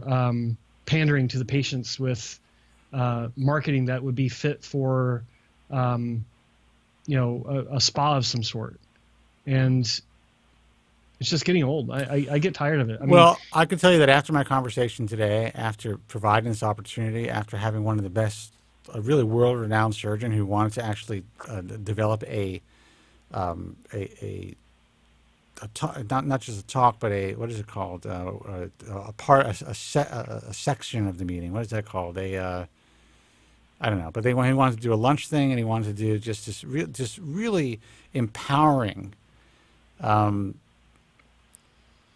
discussion, and with great PowerPoints from us, with great speakers, guys who've been fucked up by the industry. We were going to bring in real patients who've had terrible experiences, who have had to be repaired, all kinds of stuff. My undercover tech, all this stuff. The fact that they are relegating it to some sort of social media panel, it fucking sickens me. And ridiculous. Caller, the fact that you had to suffer through the anxiety because you probably weren't fully informed before you had the surgery. Maybe you were. I don't know. No, I wasn't. That was the one thing and that's the other point I wanted to make. I don't think doctors do a good enough job explaining, like, here's what you can expect on the mental state, because that's the toughest part for me, was the mental side, and that every month feels like eternity, and then when you hit that milestone, you're like, oh my God, I don't see anything, and then it just wears you down, and I cannot stress how difficult that was for me psychologically, and I haven't really seen a ton of it discussed. And it affected me. Maybe it doesn't affect other people that way, but man, I was a mess for a while. It affects a lot of people. That's why in my career as a consultant, I was always sure to talk about this exact issue, because people come into this procedure with a lot of misconceptions, and being on the front lines talking to patients every day, I was hearing these, and I decided early on, it's like, I don't want this person coming back in a year saying, why didn't you tell me about this? Why didn't you tell me about that? That's, I say it jokingly, but it's true. And I would say this almost every time, that surgery is the easy part by far. It's like, it really is the easy part. The waiting is the worst. Like if you're kind of person like an A personality, was it the A level personality? Type A. Type A personality, forget about it. This is not, it's like, it's 3 days. What's going on? Where's my hair? Yeah. It's a week. I've got a little obsessive compulsive thing. It's not like I've learned to manage it. It's sometimes it's good for the business side, so I use it to my advantage. Yeah. But if you're obsessive compulsive and you get something like that, recommendation number 1, do not get a 10 times mirror. I was in that thing all the time, and it's a downward spiral. I've had people send me, blown up images taken with magnifying glasses through their camera, where it's just like nothing but skin and like 3 hairs that look like tree trunks because the magnification is so big, asking me, do you think I'll get any growth here? Like, I don't fucking know. It's like, what do you say? What is this? And it's because they're looking for, and I get it, they're looking for answers. They're looking for that light at the end of the tunnel that wasn't explained to them before they decided to lay down and get cut. Well, here's listen, from a business standpoint, and this is why it's important that you guys understand that what you are entering, sadly, is no longer medicine. It should be. Yep. But the industry has taken the medicine out of it. It is a commodity, and everybody that I speak with, every doctor, the best doctors, essentially treat it as a business. I spoke to a doctor today. He's an IHS member. He's actually the guy that is trying to get this idea pushed through from this other doctor who, wrote the proposal about our talk. And he's kind of like, well, the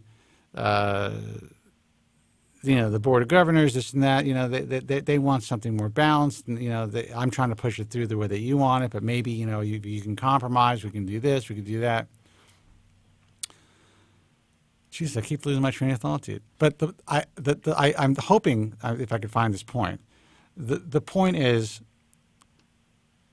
if you look at this guy's marketing, and he's good at what he does, he's not going to have anything about the waiting time. He's not going to have a guy like you. He's not going to put this clip on his website, and which every fucking doctor should, so that consumers who are considering having hair transplant surgery could hear what people actually go through. And you're not saying you're unhappy with the surgery.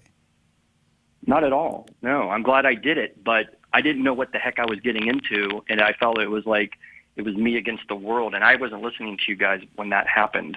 So it was kind of like I found out like all this stuff listening to you guys after the fact. So I had to go through this thing myself with any baseline, and it was hell. So imagine if you knew that, if you heard your story, and at the end of the story, at the end of this tunnel there was light, and you heard somebody say, "But I am happy that I had it done." At the very least, you'd be like, "All right, well, I better prepare myself for this."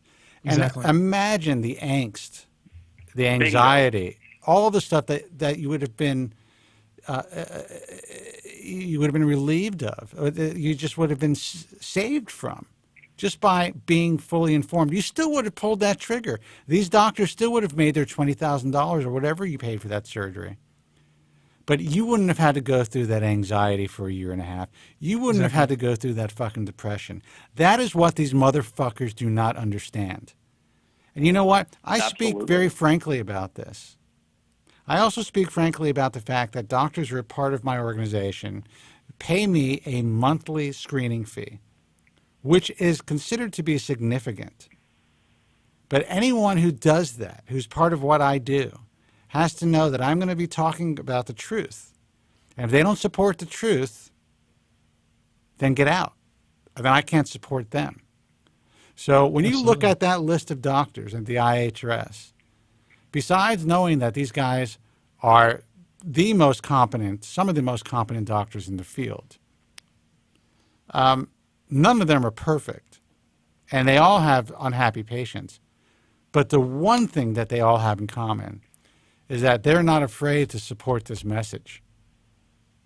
Because they know in the end, you know, an educated consumer really is the best patient. Yep. And I think that's something, you know, that's powerful. But that still doesn't mean that even an IHRS member would put this segment on their own website. And I wish they would. Let me ask you something, caller. Did you get any sort of proactive support from the clinic about your follow-up, about, you know, where you are today with your development and your progress? Any emails or phone calls or anything like that? No, that was probably the weak spot of the doctor. Yeah. I mean, if now that I know this, if somebody had said, "Hey, pay another $2,000," and so it cost me $15,000 to do it, right? Pay another $2,000, and you've got a consulting hotline that you can call anytime to talk through, to go through these things. I would have paid that in the second. Sure. Because I just felt it was me against the world. That's my business. That is fucking brilliant. I just took out the domain, motherfucker. Too late. Damn it. I took out 7 domains as you speak. Let me ask you this. If you had just an email that was sent to you once every couple of months to say, hey, caller from San Diego, or sorry, I forgot your name. Santa Barbara. Yeah. Okay, yeah. Hey, Which Bob, it's a beautiful place, by the way. So obviously you are doing well in life. Good for you. Would it have helped you with your recovery and your anxiety if you just received an email every couple of months saying, hey, you know what, you're 6 months from your procedure, you can probably expect this, this, and this. If you run into this, don't worry about it, it's normal. If you got any other questions, give us a call. Would that have helped? No idea oh gosh, recovery? Just that alone. I mean, I'm going overboard with like having the consulting hotline. I probably would have been on every 10 minutes. But that being said, that alone would have done something. Absolutely. Okay. No, it's good to know, because I think that I hope you can hear the passion of how this has affected me. And I'm embarrassed to say it. And I have to tell you, nobody in my family, my dad, my mom, other than my kids and my wife, know that I had it. I'm that embarrassed to even tell people that I've had the surgery. Well, a lot of people feel that way. And while I don't think it's anything to really be, you know, ashamed of or embarrassed about, I do understand. I mean, even today, it's like people ask me what I do for a living. There's that twinge of something in the back of my mind when I'm coming out that is a response to me knowing that they're going to be like, what did he just say?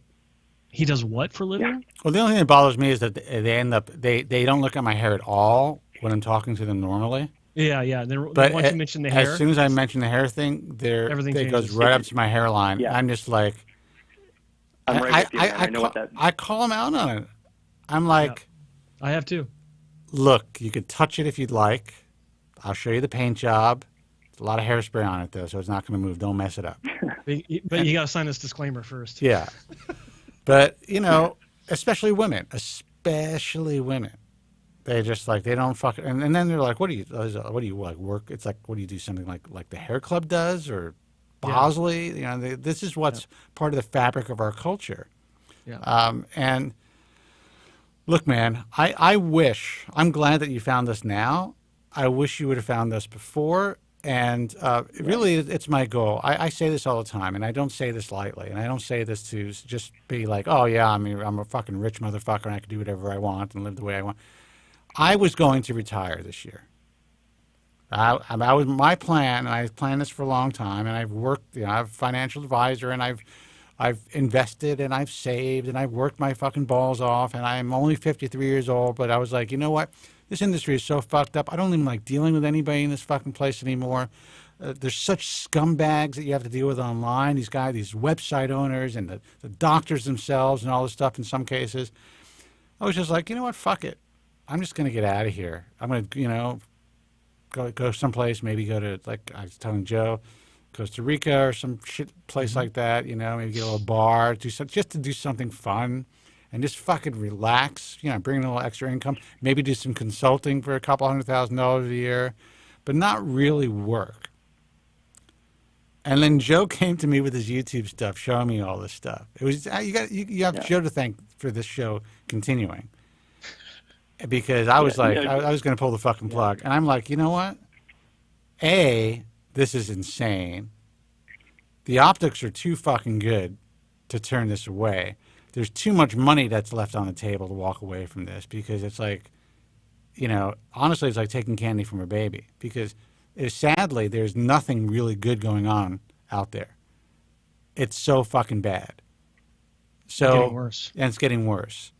So why not rebuild this thing and just do what we do? We sell the truth. We don't sell it to you guys, but that's our gig.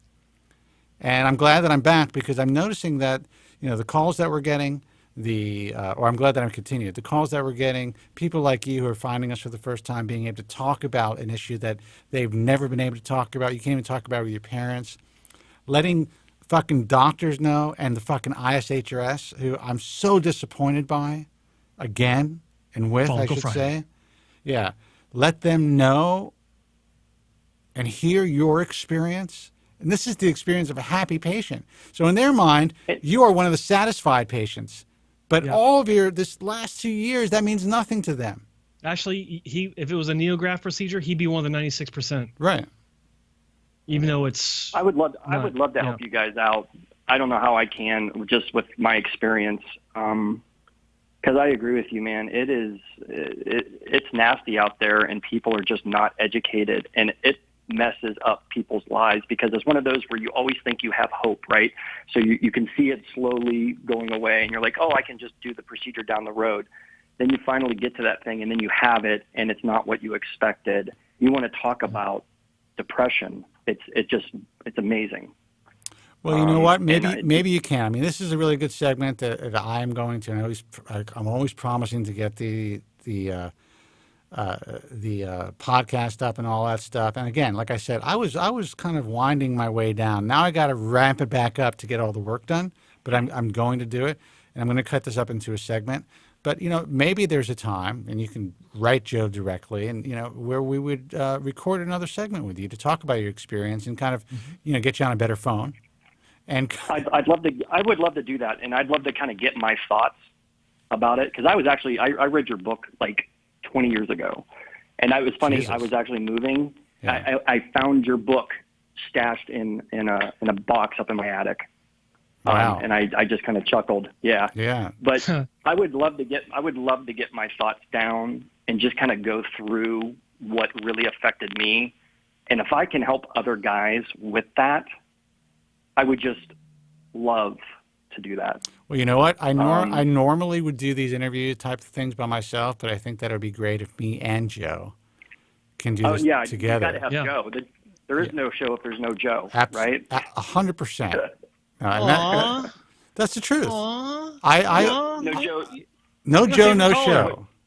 You're my favorite caller. Joe, what I respected about you is you put yourself out there, and that is so hard to do. And you were just so honest that you just connected with me, and that's why I started listening to the program. I knew about you, Spencer. I just didn't want to listen to a talk show all the time about hair loss. I was like, okay, I got to get this out of my mind because I think about it too much. Sure. But you guys do. But people need to hear this because you feel like it's just you against the world, and you don't know that there's thousands and millions of other people going through the same crap you are, and that's what this show does. Yeah. This is what the show does. So, Spencer, you got to keep going on this thing. I'll do that. You've really changed my life and helped me out psychologically. And sometimes I'm like, why am I still listening to this thing? I had that thing, but I'm like, I need to hear what other people have to say. I mean, that's the key part. Well, and again, I took a beat there so that we can cut that clip out. But that is, I mean, cut it up and use it. But that is exactly what we're here for. And I will say that there was just a time when I was getting really fucking bored. It was Joe from Staten Island, and it was all the other typical stuff. And especially when I decided to just go online. Getting phone calls on an internet broadcast is very, very difficult. People want everything is an on-demand world now. And the fact that we're able to get calls, and as many calls, and we have a lit board right now,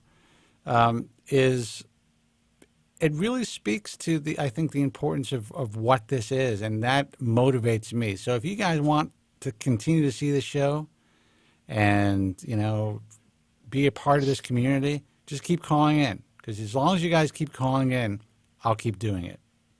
Yeah, and I wasn't going to call in. This is my first putting myself out there.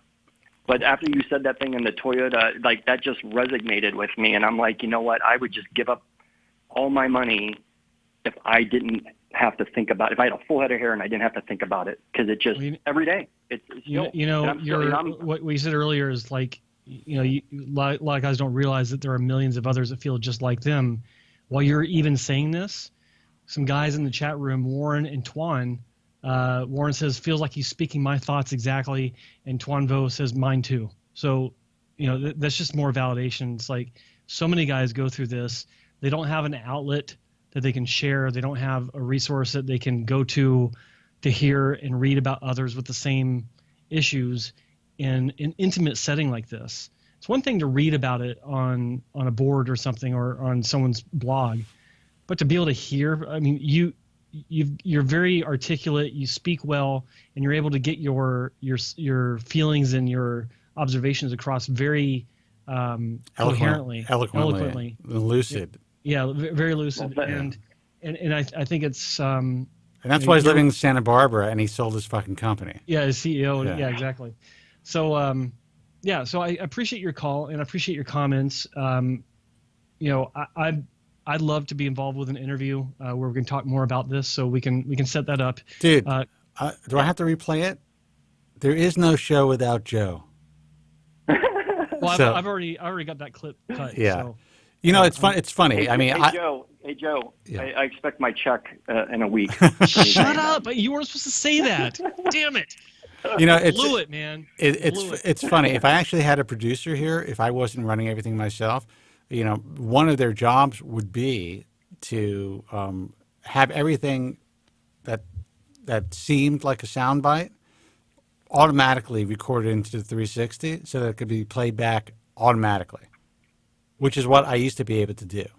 I can't do that myself on this thing, trying to run the show. But that is a great fucking line, so we're gonna use that. But listen, man, I appreciate the call. I'm so sorry that you had to go through what you had to go through, but do us a favor. We want to get this message out. If you really want to collect your thoughts so that you feel that you can be even more succinct and, lucid about, the points you want to get. I can't even speak. I'm not articulate today. About the points you want to get across, Something that we could actually put out there on Facebook, for instance, in the ISHRS, send out to all these fucking physicians. It needs to be done. These people need to hear this. I'm a fairly good writer. I was actually thinking about writing a book, and I had some of my notes already down, but I haven't had the time because you probably know how difficult it is to write a book. But I wanted to just talk about the psychological side of it, which I didn't think anybody was really doing. And hopefully that would help people. It can. It could absolutely help people. 100%, man. So I think that, you know, A, let's do a segment. And B, if you actually ever fucking publish the book, send me a copy, sign it, and I'll fucking promote it. We'll pimp it for you. So how do I get a hold of you guys? You can contact... Go to my website. Go to Joe's website. Go to my website, Okay. fill out the contact form, and we'll go from there. I'll put in the subject line, William from Santa Barbara, so you know who it is. No, put in the subject line, the show wouldn't be the show without Joe. Yeah. and then I might remember who this is. Yeah.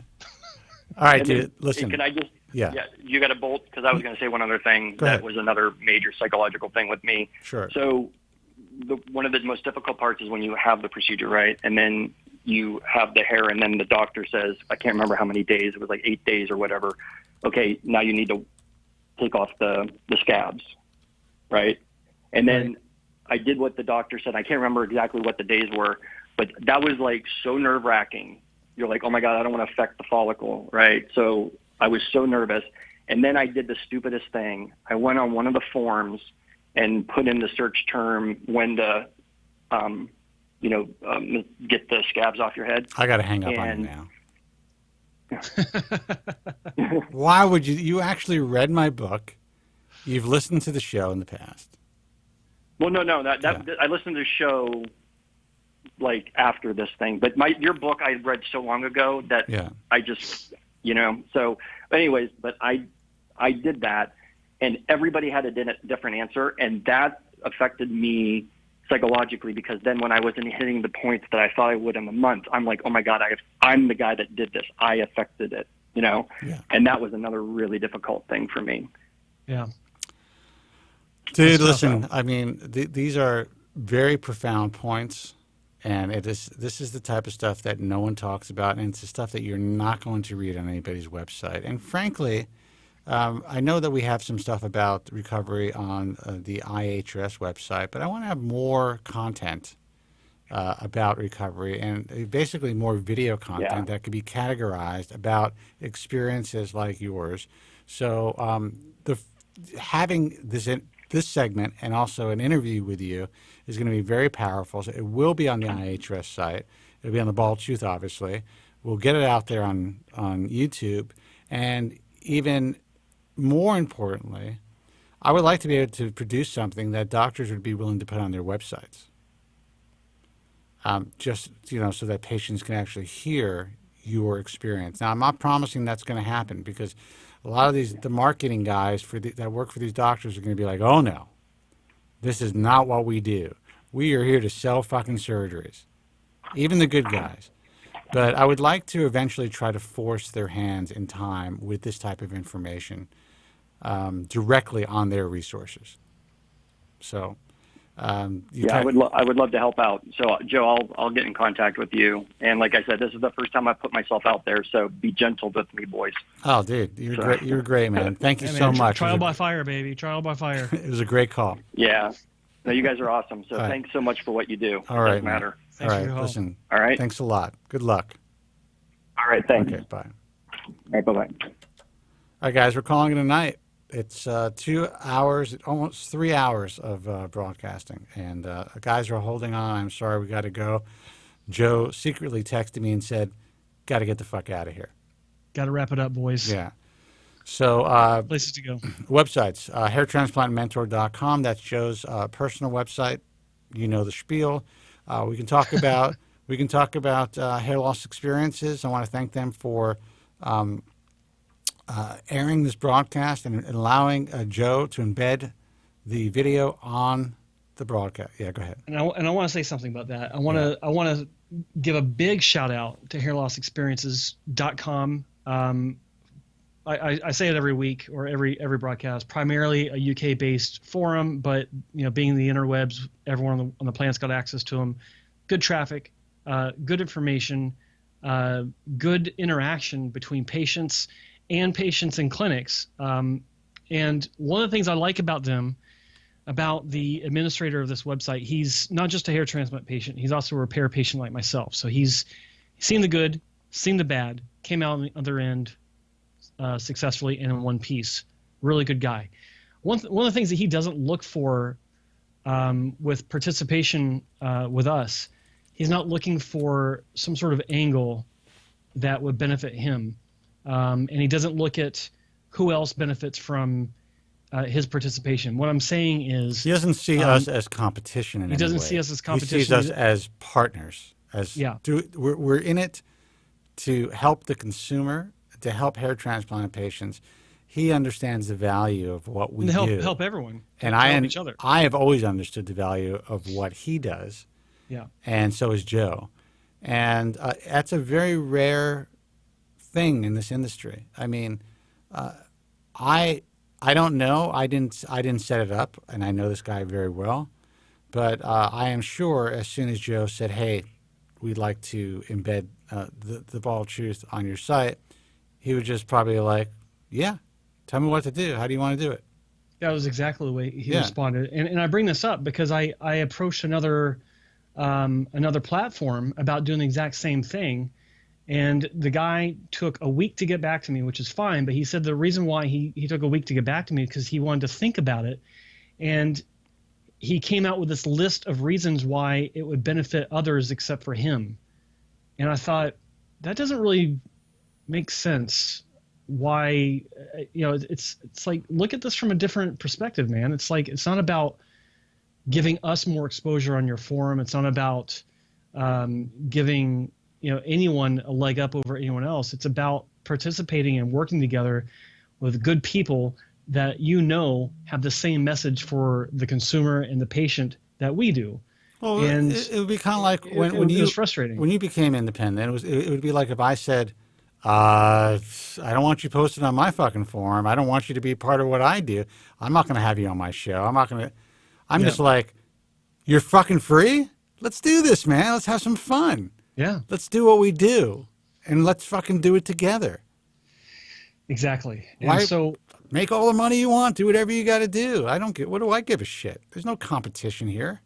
Right. And that's the reason why I think it really is necessary on this broadcast to give a bigger shout out to hairlossexperiences.com. In fact, I encourage everyone watching right now to go over to that website and find the thread where I put the show in. You know what? They're going to have to sign up to do it, but even if you just want to hang out for a minute, go there and thank them for doing this. Yeah, because so many UK guys are getting the chance to watch this now. I think it's important. So we don't ask for anything from you guys. Yeah. What I'm asking right now is very small. Hairlossexperiences.com. Go over. Thank them for their participation in sharing of this show on their resource, because they deserve it. I like that. That's a good move, Joe. It really is. I mean, it bugs the shit out of me. It's like, well, I don't know if I should allow this because it benefits you and this, and I don't. It's like, what? Well, no. Dude, you were one of the most important participants for 20 years on another forum, whatever it was, and you were called out for promoting the fact that you were independent. Yeah. That you're no longer affiliated with just one clinic, that you're working with different clinics as well. But and that my opinion somehow superseded their review process. Yeah. You goddamn right it does. You fucking ain't right it does. I know what the fuck I'm talking about. I worked in clinics for 15 years. While some of you, I don't want to go off on a rant, but... Well, I saw it as, so now you're free to post more on our forum. A lot of guys want their questions answered. Yeah. I don't have time to do it. You seem to enjoy it. So come on. Yeah. You know? That's the one thing I never really understand. And again, we're going off on a rant, and we both have to go, but it's really important. And I feel the same way about the International Society of Hair Restoration Surgery. They somehow see what I do and what we do as a threat, when in fact, if they open their doors and their minds, we can actually make them the powerful and relevant organization that they should be. That they want to be. They want to be. But they should be, too. They think they are. I feel bad for guys like Dow Stout. I feel bad for the real founders of this organization who really, I think, wanted to do a good thing. Yeah. And you look at the legacy now. It's being destroyed, in my view. You ready for it? Yeah. Follicle Friday. It's just, if you heard the conversation I had today with a very nice person I happen to like very much, and he's hemming and hawing because he doesn't really have the ability to just say, okay, let's do this, because he's dealing with this bullshit board of governors. No one has the ability to say, yeah, no one does. I felt bad for him. I told him, I said, hey, I said his name like that. You and I are good. Don't worry about it, man. I understand. I get it. But I can't participate in this bullshit. But what? No, yeah, but I can't participate in this bullshit. Exactly. Yeah. Anyway. So anyway, guys, thebaldtruth.com will be putting up archives of this broadcast. I actually have a few that I'm sending over to our guy in Detroit as we speak, or as soon as I get off the air. Do me a favor, go to iTunes and subscribe to the Bald Truth podcast. Just subscribe. Just take the time to subscribe. Even if you prefer to listen to it on Joe's channel, or through, if you're listening on iHeartRadio or live on iTunes Radio, subscribe. Yes, you'll be notified. You get the download. Great. If you already listened to the show, terrific. But it helps the program. It helps fellow hair loss sufferers find us. And, so there's 30 some odd people hanging out. If you guys haven't subscribed to the Bald Truth through iTunes, go there now when you have a chance and just take the time to subscribe. GuysFromQueens.com. They are the syndicators of this broadcast. Thank you guys for doing all that you've done for hair loss sufferers by syndicating the show internationally through Roku and through all of the other resources. And you guys have been great. The American Hair Loss Association, AmericanHairLoss.org, the International Alliance of Hair Restoration Surgeons, IAHRS.org. And I guess that's it. BaldTruthTalk.com for the message form. Until next time, be strong, God bless, and thank you guys so much for listening. Thank you very much. I'm sorry for any inconvenience you may have been put to prior to the program, and I'm glad you enjoyed it. And if you could now leave by the exits at the rear, that'd be splendid. Thank you. Good night. I always hear a lot of guys calling in, and they're always like, down and out about their haircuts. Sure. I lost my hair when I was 16 to 17 years old. That's heavy. Oh, man, I'm sorry to hear that. No, it's all good, man. And the funny thing is that I've learned to overcome it. And I've had I'm much more empowered to be myself now. Well, I admire that. Oh, no, it's cool. Dude, let me tell you, it took a long